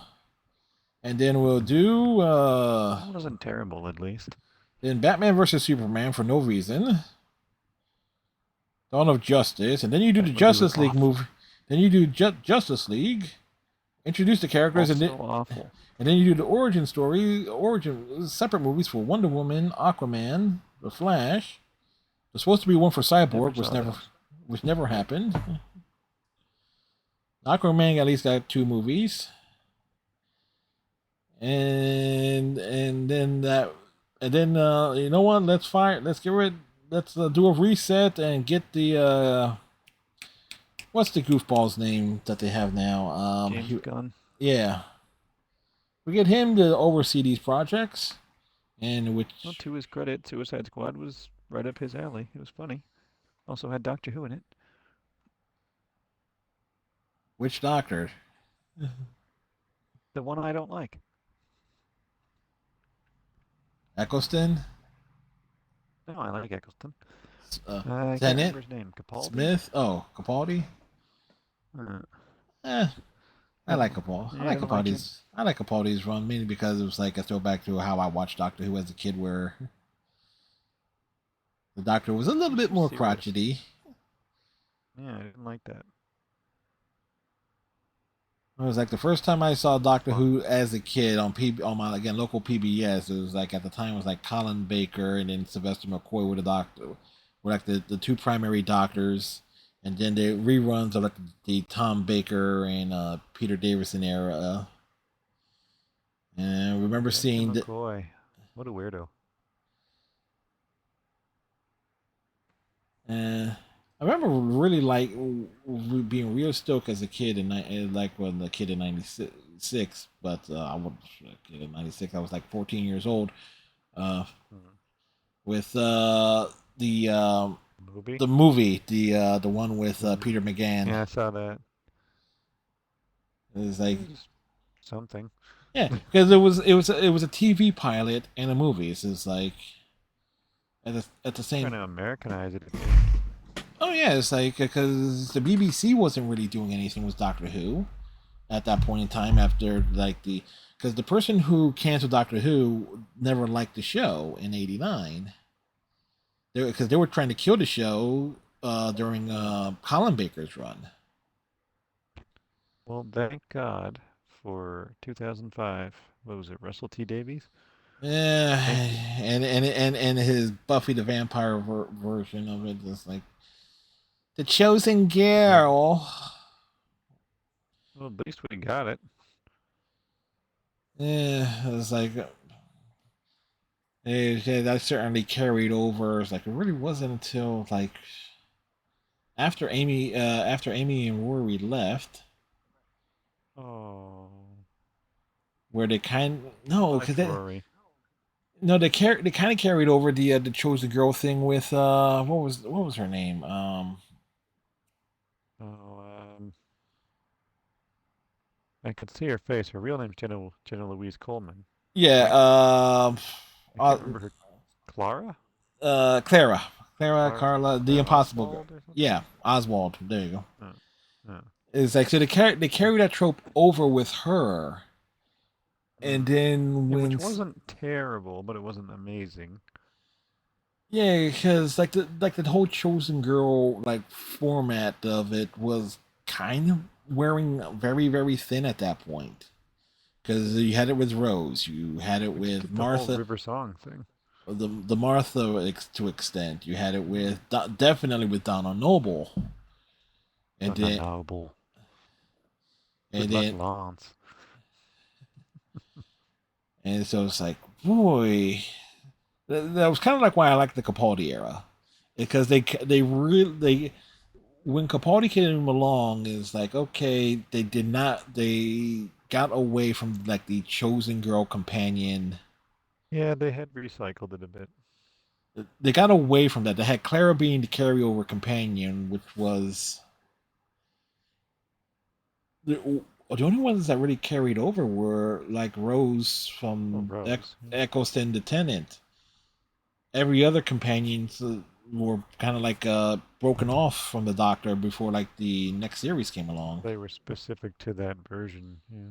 Yeah, so it's like there was nothing like okay, you go back and look at early Doctor Who, and if you look at the companions list, there was always an overlap from like from the first to the second Doctor, second to the third.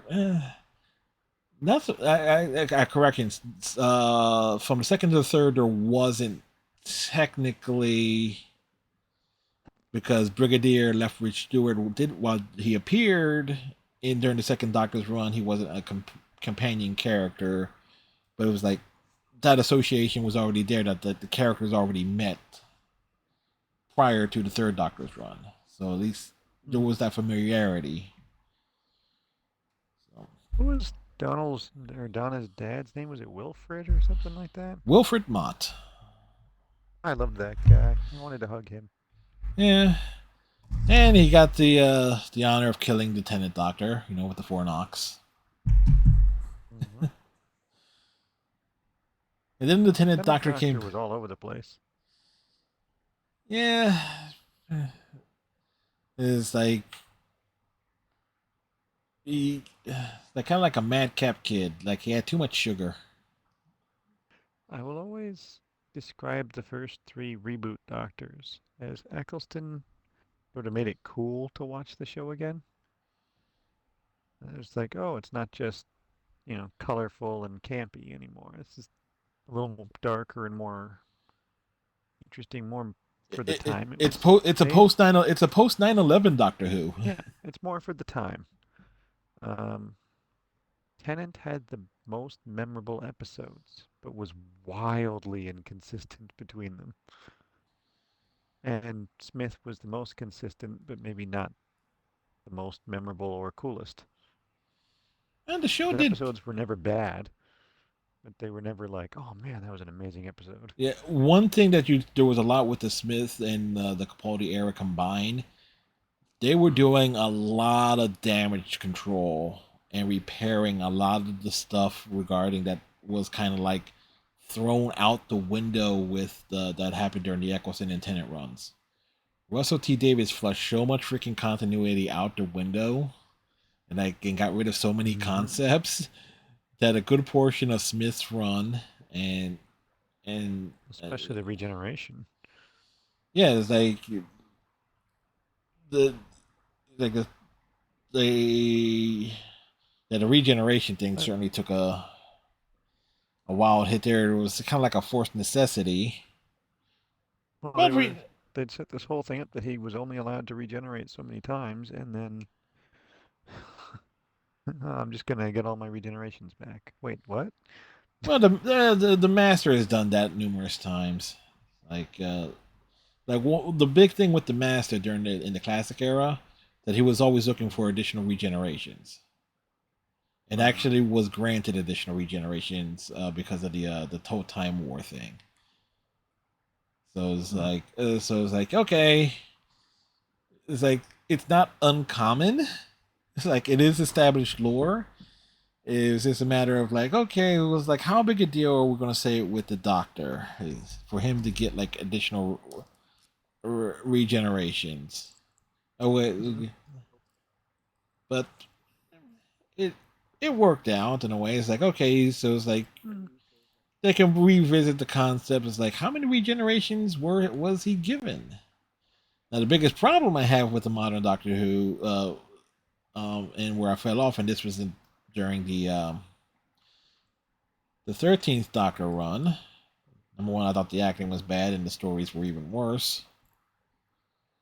Was the fact, well, everything we know about the Doctor's life is like the first Doctor wasn't the first Doctor, and it's like okay, there's reconning and stuff, and then there's this.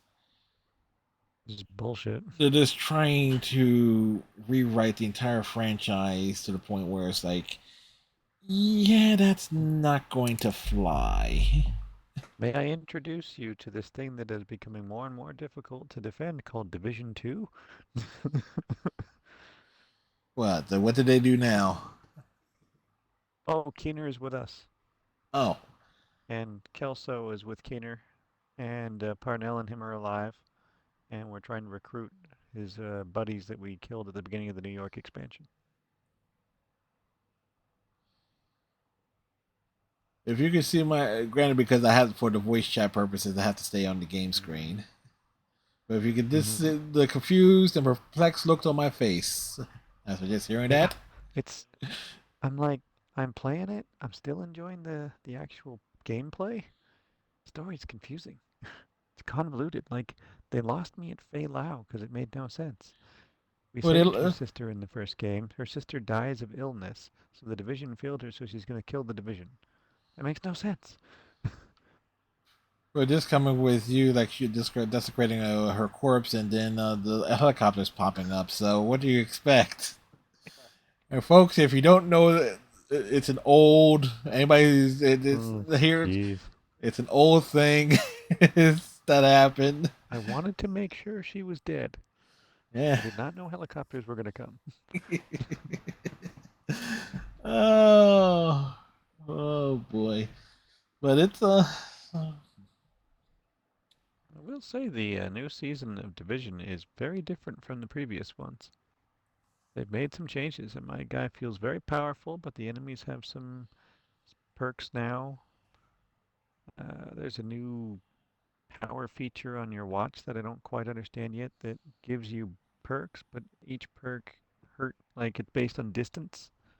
So depending on how close or far you are from someone, it will either increase your damage, or if you get too close to someone while using that perk, now it'll actually hurt you.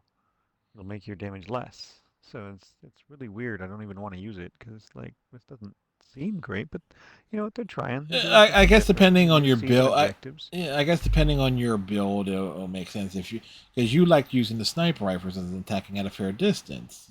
So you. No, I'm a running gun. I'm up front with the shotgun.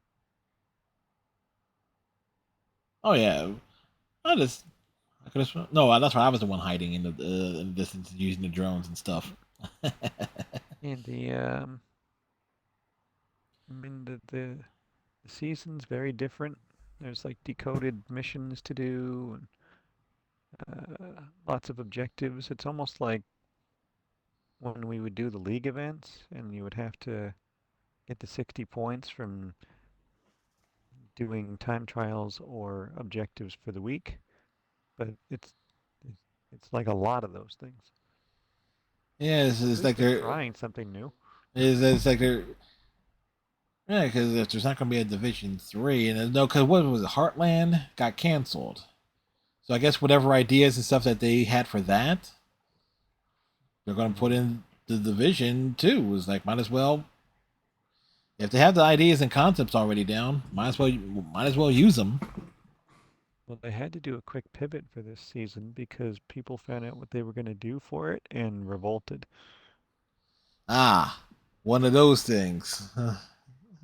Well, their plan was for the manhunt you could only use a character that was brand new. Oh You had to make a yeah, new character. I can imagine how well that went down. Not You know how many very. hours I have into that game building my dude? 1,535. It's a lot. It's literally like 46 days. Okay, I was close. It was like I can imagine that. It is like that if there was one thing that I was happy with when they said when Overwatch converted to Overwatch 2 and like cross progression is like all your stats were being carried over. It's like okay, wonderful, because you know how much time I sunk into the first game. It's like on PC, and it's like okay, those hours and stats carried over to the console version. Wonderful. If only the achievements did too, but still. I still would have loved when you get to New York after all the DC stuff, and Benitez is there to greet you. If he would have just been like, "Where the fuck have you been?" Especially if Because just acknowledging that you were in the previous game. yeah, that would have actually involved like your character being the same. You can't import your character. Wait, could you import your character from the first game into the second? I don't think so. No, but I made my guy look pretty well the same, but just with a bigger beard. Yeah, so yeah, that would have been the thing. It's like why he would not Benitez is like, where you been? Where the fuck's my coffee? But there's also, like, we're presuming it's more than just you and Fei Lao there. So it could just be like, oh, he was in New York, but he left for your damn DC call. Something funny like that.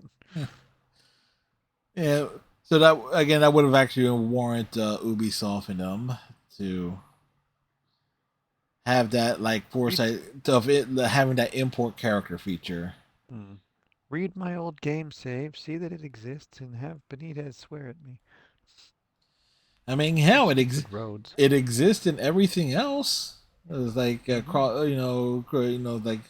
hey,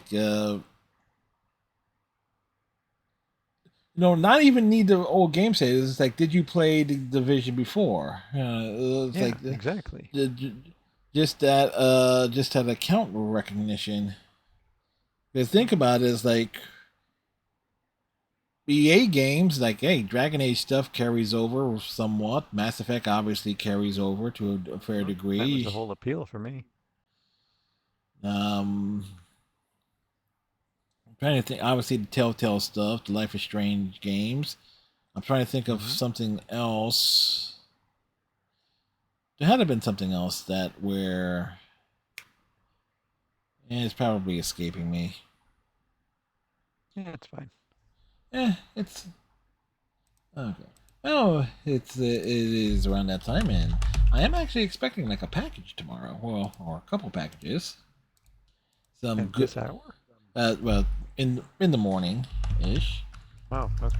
I was like, okay, I was looking for like different, little things and collectibles and stuff. That's like, okay, that'd be kind of cool to have in my collection and things and stuff and things. Stuff and things, my favorite. Yes. So what I'm expecting tomorrow, I'm expecting 2 packages tomorrow. One is a near complete set of the 1988 Star Trek Next Generation figures in package. Jeez, I have so many of those. And They're not in package though. So these would be like the Galoob figures. So because there were the Playmate figures, which is the most folks most had to play ones, yeah. Yeah, those were the ones that came out like starting in like 1990, 1991-ish. It They had feels right. That would have been 6. Because they had the more points of articulation. They also had like the little cool bases with the stickers of each individual name. Riker had this weird face hand palm thing for like you can just literally pose him in a way to where he could like face palm anybody. So, but the Galoob figures were obviously 1988, so these were like the original Next Generation figures.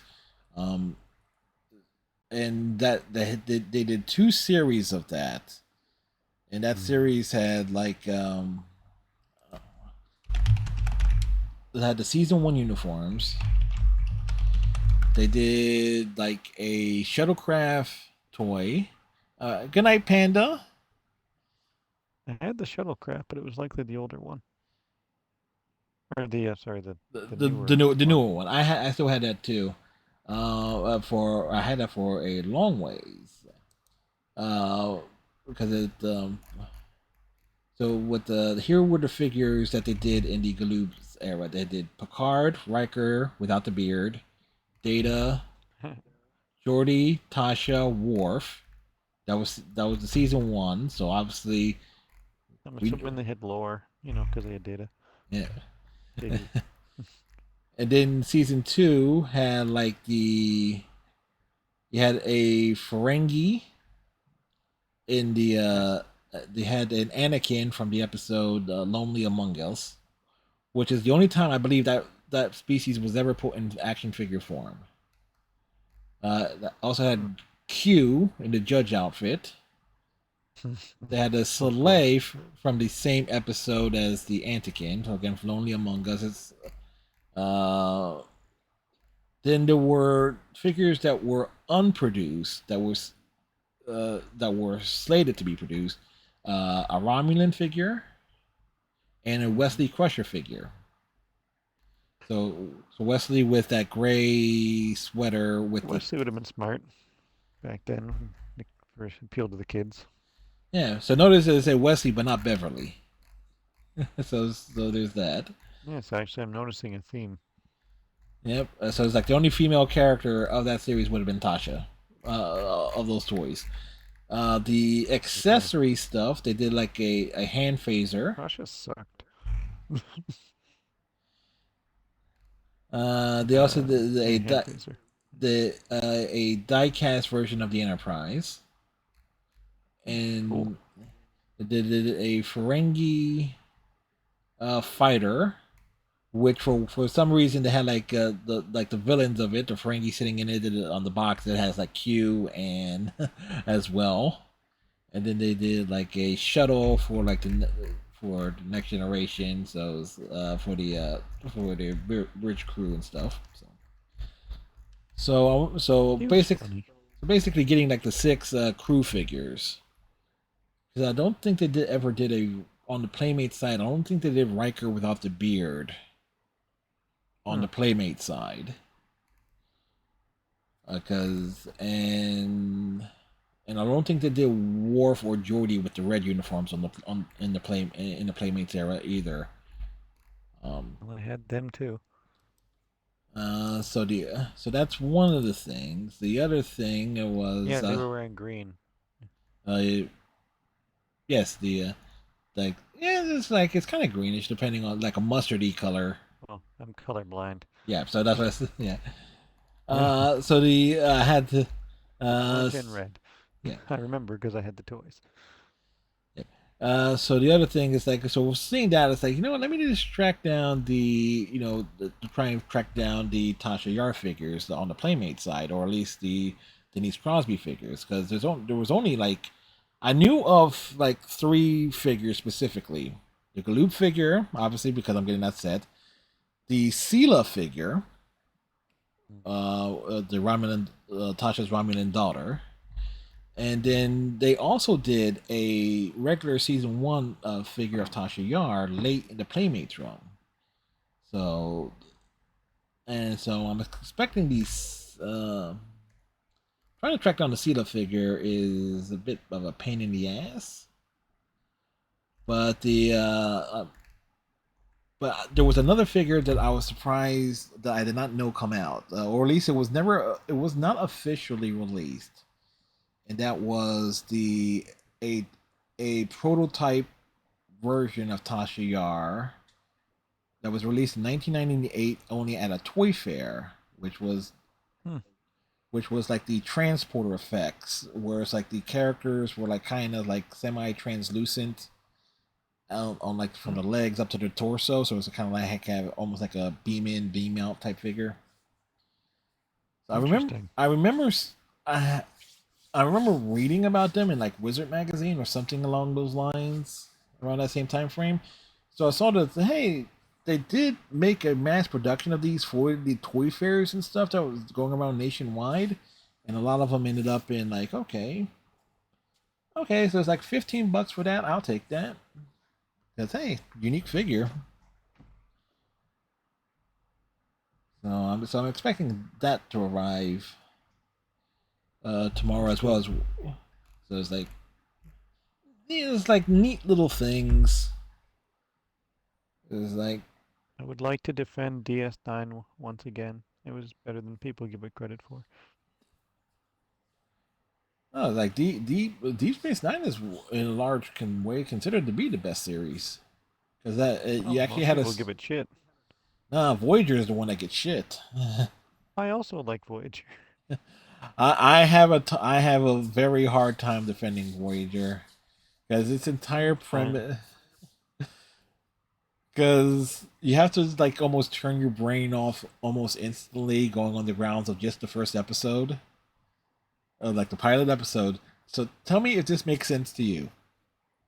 Captain Janeway is like waiting for the ship to get home, but if they use the caretaker device to get home, that means the Kazon are going to get their hands on it and then use it to attack the Ocampa. So Janeway decides to destroy the caretaker away, despite there's other options and stuff there. Like, hey, maybe set some bombs on it, remote detonation, so once you use it, it explodes afterwards. Yeah, logical solutions that are never brought up by anyone. So, to blow up the array.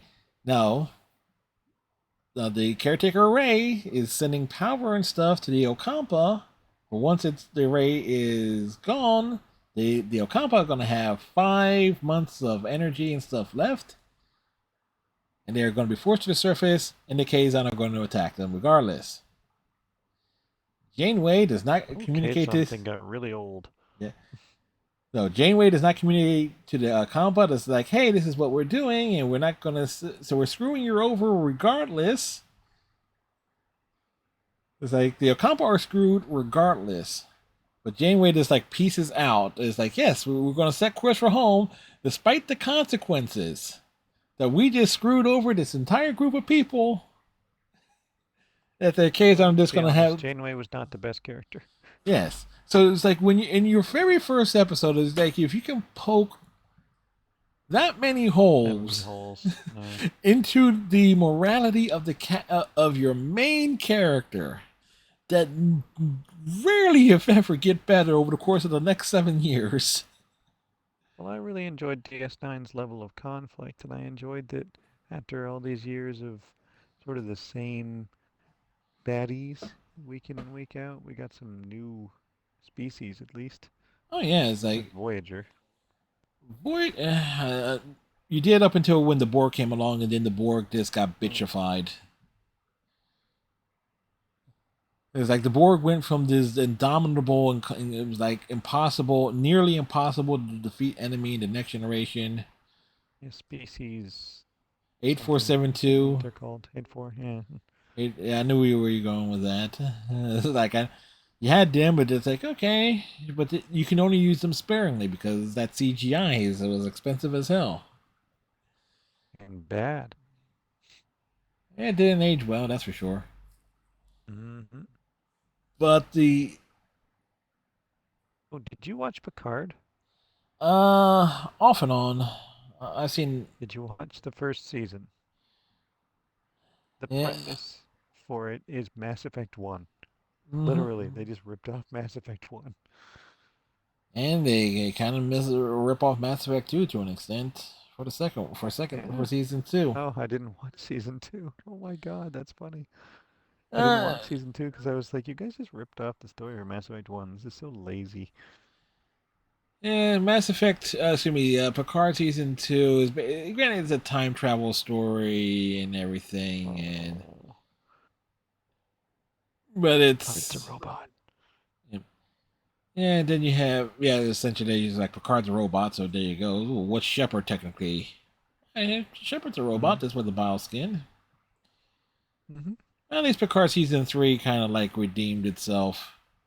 But the problem with the series Picard, you had like Patrick Stewart's desire to like not want to rely on the TNG stuff as a crutch, which kind of would have helped, if they did a little bit more.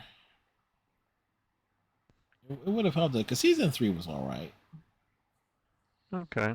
I mean, you I'll get have to consider going back to looking at it. yeah, it's basically getting the entire band back together, and Is Jordy there? yeah, he is, Alright, and cool. and there's a ton of Easter eggs throughout it. They bring back a lot of characters. They bring Okay. back Moriarty, Ro Laren, Commander Shelby. So they bring back like a lot of characters and stuff. So there's a lot of love and attention on season 3, and Alright. and one thing I had a great laugh at in all of the Next Generation, all 7 seasons, and possibly even Star Trek Generations, the Enterprise doesn't really move all that much on screen, with the exception of maybe the episode Relics, the one where Scotty appears, where you see the Enterprise like turns vertically to slip out the door. Like the Enterprise is not really depicted as being maneuverable, to say the least. No, it doesn't look that way. In Star Trek Picard season 3, when the Enterprise D, which is cobbled together from parts of different ships, it actually is depicted as being very, very maneuverable. So in its climax, I would say there's like seek out just the clip of it of the Enterprise D versus the Borg, and it is like, oh, so this is what the ship is supposed to look like when it's moving. It's like when they say evasive maneuvers, and it's like, oh, the ship can actually dodge. It's not sitting still. Yeah, I guess it was just the limitations of their time, but yeah, there wasn't a lot going on in those Next Generation on battles. those exterior shots with like very, very limited exceptions. I mean, if it's anything, that's one thing I have gag of Deep Space Nine, because Voyager had that same like TNG problem with the Voyager on exterior shots. Deep Space Nine, you actually saw the Defiant move. That's exactly what I was going to say. Yeah, it's like you saw We went from time to time with the Voyager, but yeah, the Defiant was the most mobile thing we ever saw. Yeah, and not just the Defiant, but like the various Klingon birds of prey, the Jem'Hadar ships. The It's like, Jem'Hadar were cool. oh yeah, they had like a unique Today's code of honor. Wayuun's Day. Oh, it's Wayuun's Day. Yes, Mhm. it's always Wayuun's Day in the middle of the week. Love Wayuun. He was such a weird character. And the fact that they actually had the nuance is like, okay, Wayuun, this Wayuun's dead. Oh, here's another one. He gets a little bit more sinister. He gets a little bit more. Each time it's like he's a little more fucked up. Yeah. Then you had the nice Wayuun who turned traitor, in that episode with Odo, which was real neat. Yeah. And You got anything with Garrick. Yes. But you have to give credit to the guy who played Jeffrey Combs, the guy who played Wayuun, because he's played multiple characters. It's like he's played Liquidator Brunt. He's played Wayuun. That's right. And in an Enterprise, he played the Andorian Shran. I never saw that show. So he has 3 characters, and there is an episode of Deep Space Nine, I believe, where he appears both as Brunt and Wayuun in the same episode. Oh, I think I know which one you're talking about. Oh, that's funny. Yeah, you mentioned the long day in makeup he had. His character was great. Yeah, Pretty interesting characters on DS9. yeah, it's like when you have. And again, this is would be my big criticism regarding like Next Generation and especially Voyager on this. It was like Deep Space Nine. You actually, it felt lived in. Mm-hmm. So so it's like, okay, you have your main cast of Deep Space Nine, and you can possibly name about 5 to 10 non-main cast members. Mm-hmm. All right, so let's see: Rom, Lita, Nog, Wayoon, Garrick. So that's 5 right there. Does Gul Dukat count? Gold count. He was not a main character. He was a recurring character. He was a special guest character. What's the dude who never said anything on the bar stool? I can see Morn. his damn face. Morn, yeah. Morn, yeah, the acronym for Yeah. normal for Cheers. Then you have. Did you say Lita? Yes, I did. Lita was one of the. Okay, sorry. Then you have Dumar, like Ducat's second. Mm-hmm. Yeah, his stupid, useless buddy. Until like Martok, we got Galron was in there a bunch. Martok, Galron. You had Alexander popped up for a few episodes. Kern. Kern as well for giving him a send off. So you have. So it's like, yeah, that's a solid dozen right there. Beyond the main cast of Voyager, how many additional very crew members again on the ship that's in the middle of nowhere? So can you name off the top of your head? Naomi Wildman. That's one. And Naomi is her mom. who did appear? Well, I'll give you that. Who appeared in a number of episodes. She appeared in a few episodes as well.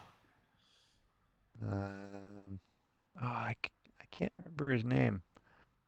He was on the crew early on.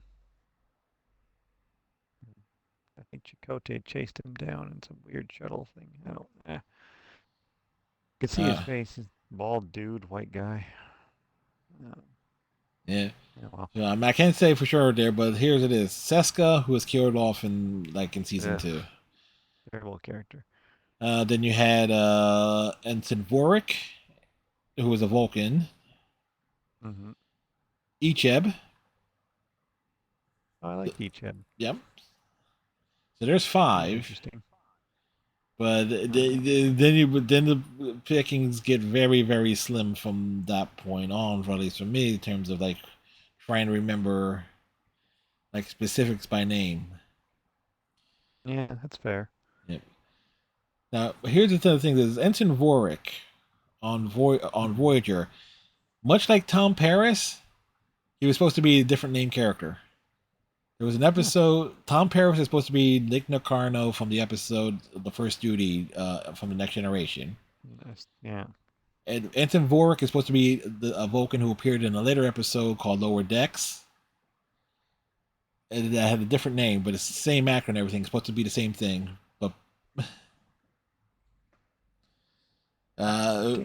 but so it's like, but the same thing is like if you're going to use a character in a different series, the royalties and stuff, or with the original writer, like they learned as they went along in terms of being able to bring characters over from one thing to another. But my phone. This is bothering me. I remembered another character, but I can't remember the actor's name, and I can't remember the character's name. Something Dorif. I think it's Brad Dorif. Brad Dorif. He was the serial killer guy, the Bajoran. Oh, the one who melds with Tuvok. Yeah. Yeah. I can't think of the character. I can't think of the character's name, but I think he gets like a send off in the episode Basics. where he You had get 2 or 3 episodes in there. He's a good actor. yeah, and I also forgot speaking of like a characters are reoccurring in Deep Space Nine, Ellington, the guy who turns to the Marquis and Cisco obsesses over. That's who I was trying to describe, Ellington. I couldn't remember what his name was. Yeah, and Cisco nukes an Yeah, entire you think a lot planet. harder. Yeah, but the thing is though, Voyager isolated over the course of 7 seasons. You mean to tell me we don't get to know more of the actual freaking crew beyond just There was a crew? beyond just the main seven? Really? I direct you to original Star Trek and our friend Red Shirt Jimmy. Yeah, well, yeah, original series, different era there was like everybody was in this. I mean, they sort of repeated that on Next Generation and Voyager. Hey, it's Red Shirt Jimmy. He's going with Chief O'Brien. I wonder who's gonna die. And again, there's the other problem with Voyager. Who wasn't there like a Carrie on there? Engineer Carey, yep. And Engineer Carey? Yep, who got punched out by B'Elanna. They have these characters. In one of the episodes? No, Carey, I think it's referenced or her, throughout the series. Like, that was the other thing with Voyager. It's like, okay, they kept having shuttles, they kept having torpedoes, and they barely lost anyone. Good man. There was a 2-parter called the Equinox, where there was like another Starfleet ship out there that was beating all the hell and back. And when they come across it, it's like, yeah, they had to make decisions that Janeway didn't. And it's like, yeah, plot. It's like, see the episode with a little, where it's like they're just trying to get home, they're scrapping by, the ship is falling apart, they've lost people. Wasn't that the one where they were harvesting some species? Yeah. Well, that's why their ship's in shit condition. No, well, even before that, it's like, but the ship was beaten up and everything. It actually looked like, yeah, they just spent like almost the same. They spent like I think it was like roughly I forget the time frame that they said. It was like maybe a year longer than Voyager, at least, to get to where they did. But the fact that it's like, yeah, for a ship that's lost in space, limited resources, and having to do things on the fly. Like when they saw that the Equinox, like, yeah, you know what? That's actually what Voyager should be looking like. Instead of with the ship. Clean. Yeah. Well, the Voyager was good at making allies and getting resources they required. Yeah, and then pissing off same allies by the end of the episode.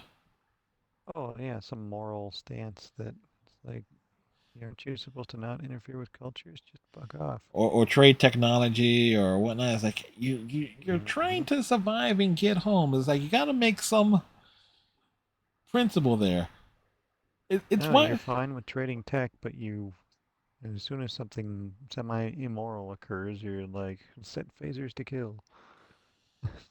It's why I said when they did the Voyager expansion, the Delta expansion, the Star Trek Online, one of the things I said with that is like, yeah, the instant running gag I had with it, this is essentially apologizing. We're basically trying to make good on every single freaking mistake Janeway did. Like, the entire expansion basically revolved around every other alien species being pissed off at Starfleet because of what Janeway did.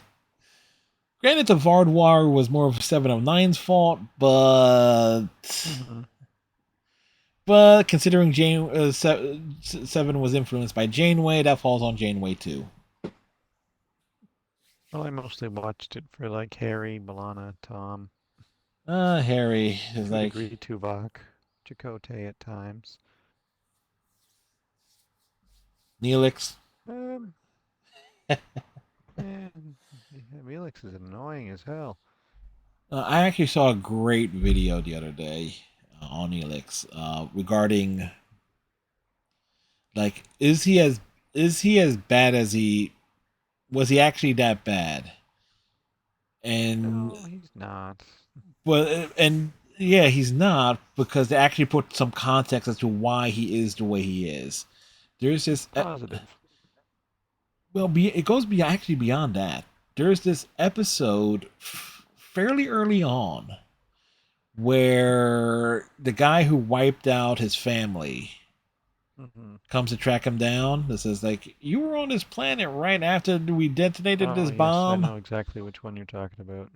Yeah, and Neelix is basically having to cope with his trauma and everything. That was a good episode. Yeah, so you put that episode out there, it's like, and realize, yeah, why is yeah, it's like why is Neelix the way he is, and why he's so upbeat, why he's so earnest that everyone remembers to enjoy the moment. It's like, yeah, because he's seen how bad he's already been to the brink. He's already lost everything.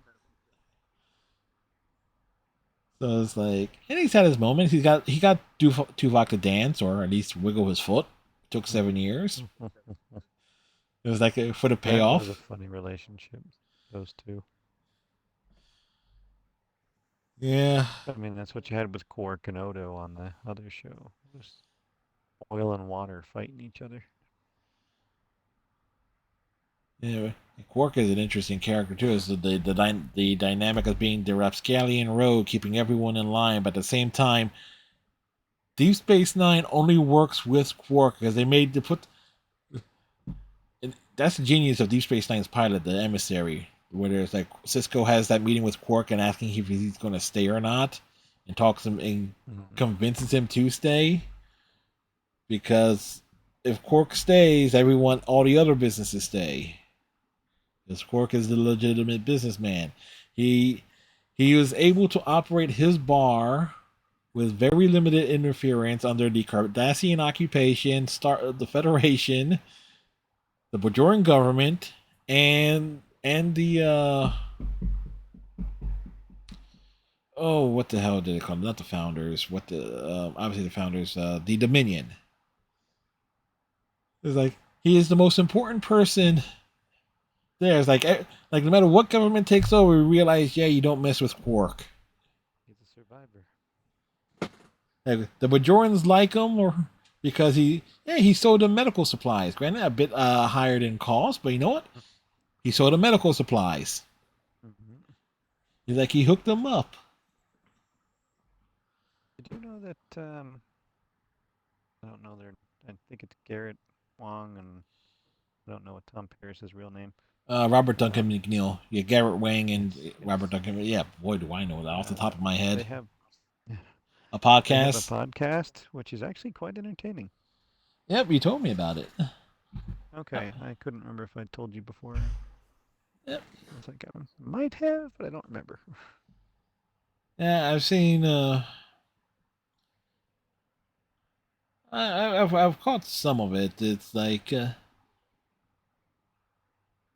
Problem is like a lot of like that backstage and behind the scenes trivia stuff is like stuff. Yeah, you know what? I kind of know a lot of this. It's like so.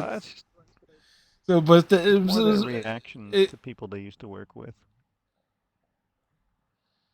You kind of find out about a person and how they really feel about someone when a conversation like that is brought up, and they light up right away. And it's like, that's cool. Or they have that moment of disdain, which are very rare and far between. I did take bad. Yeah, I did take a little bit of pleasure recently. Is like on one of the again, occasionally catch these people reacting to episodes of Star Trek for the first time. And it's like I'm trying to think of the episode that they. It was like an episode I never really cared for, but something from season 4, not Clues. I'm trying to remember an episode order, and I can't remember off the top of my head what it was. But it says, yes, we're going to give this like an S ranking. It's a superb, obvious episode. It's a great episode. How can anyone hate it? Oh, it's Night Terrors. The episode where it's like everyone can't reach REM sleep and Troy is floating in this cloud. In the ridiculous. I do not remember that one. Yeah, be grateful. Which Star Trek was this? Next Generation, season 4. It's called Night I started Terrors. rewatching it, and I think I stopped during season 3. Yeah. I hadn't seen it since I was like 10 or 12. Yeah, so it's an episode that was like, yeah, it's like, oh, it's a great it's a great episode. It has these horror moments. It's like, yeah, it's that scene where Beverly is in the morgue and all these bodies set us up and all. It's like, yeah, it's like they were all transforming into weird things. yeah, that's That was crazy. that's an episode directed by Gates McFadden, and one can actually make a list of the worst episode of Star Trek: The Next Generation, and they're all going to have either one or two things in common. Gates McFadden is either getting a lot of screen time in that episode, or she's directing that episode. You're not wrong. Like, but the phrase they were putting on Night Terrors is like, how can anyone hate this episode? And it's like, yeah, I can. Well, buckle up, boyos. Let me tell you the list of people who actually hate that episode. The people who actually worked on it. Michael Piller, one of the executive producers of Star Trek: The Next Generation, is on record as saying this episode was so awful because nobody was giving a good performance. Everyone was speaking so slowly in their performance that we actually had to cut like 10 minutes worth of content from the episode because every scene got drawn out. This is Jonathan Frakes says it's a yawner. It's a stupid episode where Troy is floating in midair. Yeah, I don't even remember that. And then But again, I saw it like 20 plus years ago. Marina Sirtis is like, I was afraid of heights and they had me suspended in midair. It's like, I like the idea of the episode of exploring a dreamscape, but they had me hanging in midair. And again, she's terrified of. This has also forgotten her daughter Liara. And just the entire production crew actually says like it was essentially like had no good thing to say about it. Oh, and the director of the episode, Les Lednow, because I remember this because I had this issue of the Star Trek Next Generation official magazine. It was an episode that had Hugh, the Borg from iBorg, on the cover. Mm-hmm. So it was like an issue from 1993, so 2 years after the episode aired. Les Landau was being interviewed, and he refused to talk about it. He directed the episode. It's like he blocked it from his memory. He refuses to talk about that episode. Or refused. I don't know if Les Landau is still alive or not. But it's like, yeah, if the people who actually made the episode don't have any high praise for it, I mean, you can never all gonna be good. Yeah. I mean, I could find like most people hate the episode from season 1. Not is it Matter of Honor? It's like the episode where Tasha gets kidnapped, and is like considered one of the most racist episodes in the history of Star Trek. But at the same time, I can find some positives and like strong positives in that episode. Mainly like that big fight scene at the very end between Tasha and the lady who was in the wife of the person who kidnapped her. Oh, yeah, that was a weird episode. Yeah, season 1 Next Generation is like, yeah, weird. It's like people say, it's like, yeah, characters are all the characters that we know and love for acting out of character. No, they're acting in character for season 1. They matured over the course of 70 years. But and Riker and his busted leg. Busted leg, his bad back. Yes, that's what it was. Back. Yeah, it's like thinking it's his leg. Yeah. We had that. There's another running gag. Yeah, there's another running gag that we have, folks. Like Riker's leg. No, it was back. Yeah, well. Good old Ian and his inability to remember anything. Yeah, I And just professionally tired. yep. It's like we kind of extended things out like a long ways here. It was like, but eh, added chats and stuff, and We solved science fiction. yes, we did Doom things. Doctor We Who. yes, and we had Star Trek chats. Mm-hmm. So it was like, yeah, you never know exactly what's going to happen on the Wednesday streams. It's like I always forget to switch things over to just chatting, and I need to actually, put on the main screen so this way I can switch over to it. Since I do the voice chatting through the Xbox as opposed to like I do have to like kind of fix that try and fix that at some point. But this works as well, at least so there's no extra audio coming from the TV to the mic. So. All right, but Iceman, I hope you have a good night. You too. Happy Halloween. Yep. Oh, and that's right. I will be putting on the Star Trek uniform again tomorrow night. It's actually sitting on the back of my Enjoy the new recliner. toys. Yes, it's like obviously I have them on display, and it's found a nice little spot for them. Mm-hmm. Like the temptation is to rip them out of the packaging or leave them in. There's the That is the temptation for sure. yes. If you get duplicates, yes, open them. But Of course. yes. So we're gonna do the Wednesday night tradition rating Zone Sama. They're doing their Zone Out stream with the spectacular special, and it looks like they have an episode of Friday the 13th series on, if I'm recognizing this correctly. Oh, there was a TV show about that? An anthology TV show. It ran for a couple seasons. Basically, it's like these people just go around getting like the artifacts and stuff, like almost like paranormal item of the week, like a dollhouse that eats children, or a compact mirror that gives makes someone super appealing to the person that they love, so make someone fall in love with them, and then yeah, it was a nutty show. Aired in syndication. Is like wow. If I'll see if I can find a clip or something, I will throw it into the Discord. Cool. All right. So have a good night, folks. Tighten your friendship bracelets. Stay safe. Watch your hang down. All that jazz. We'll catch y'all on the flip side. Good night, folks. Get in there, Fred!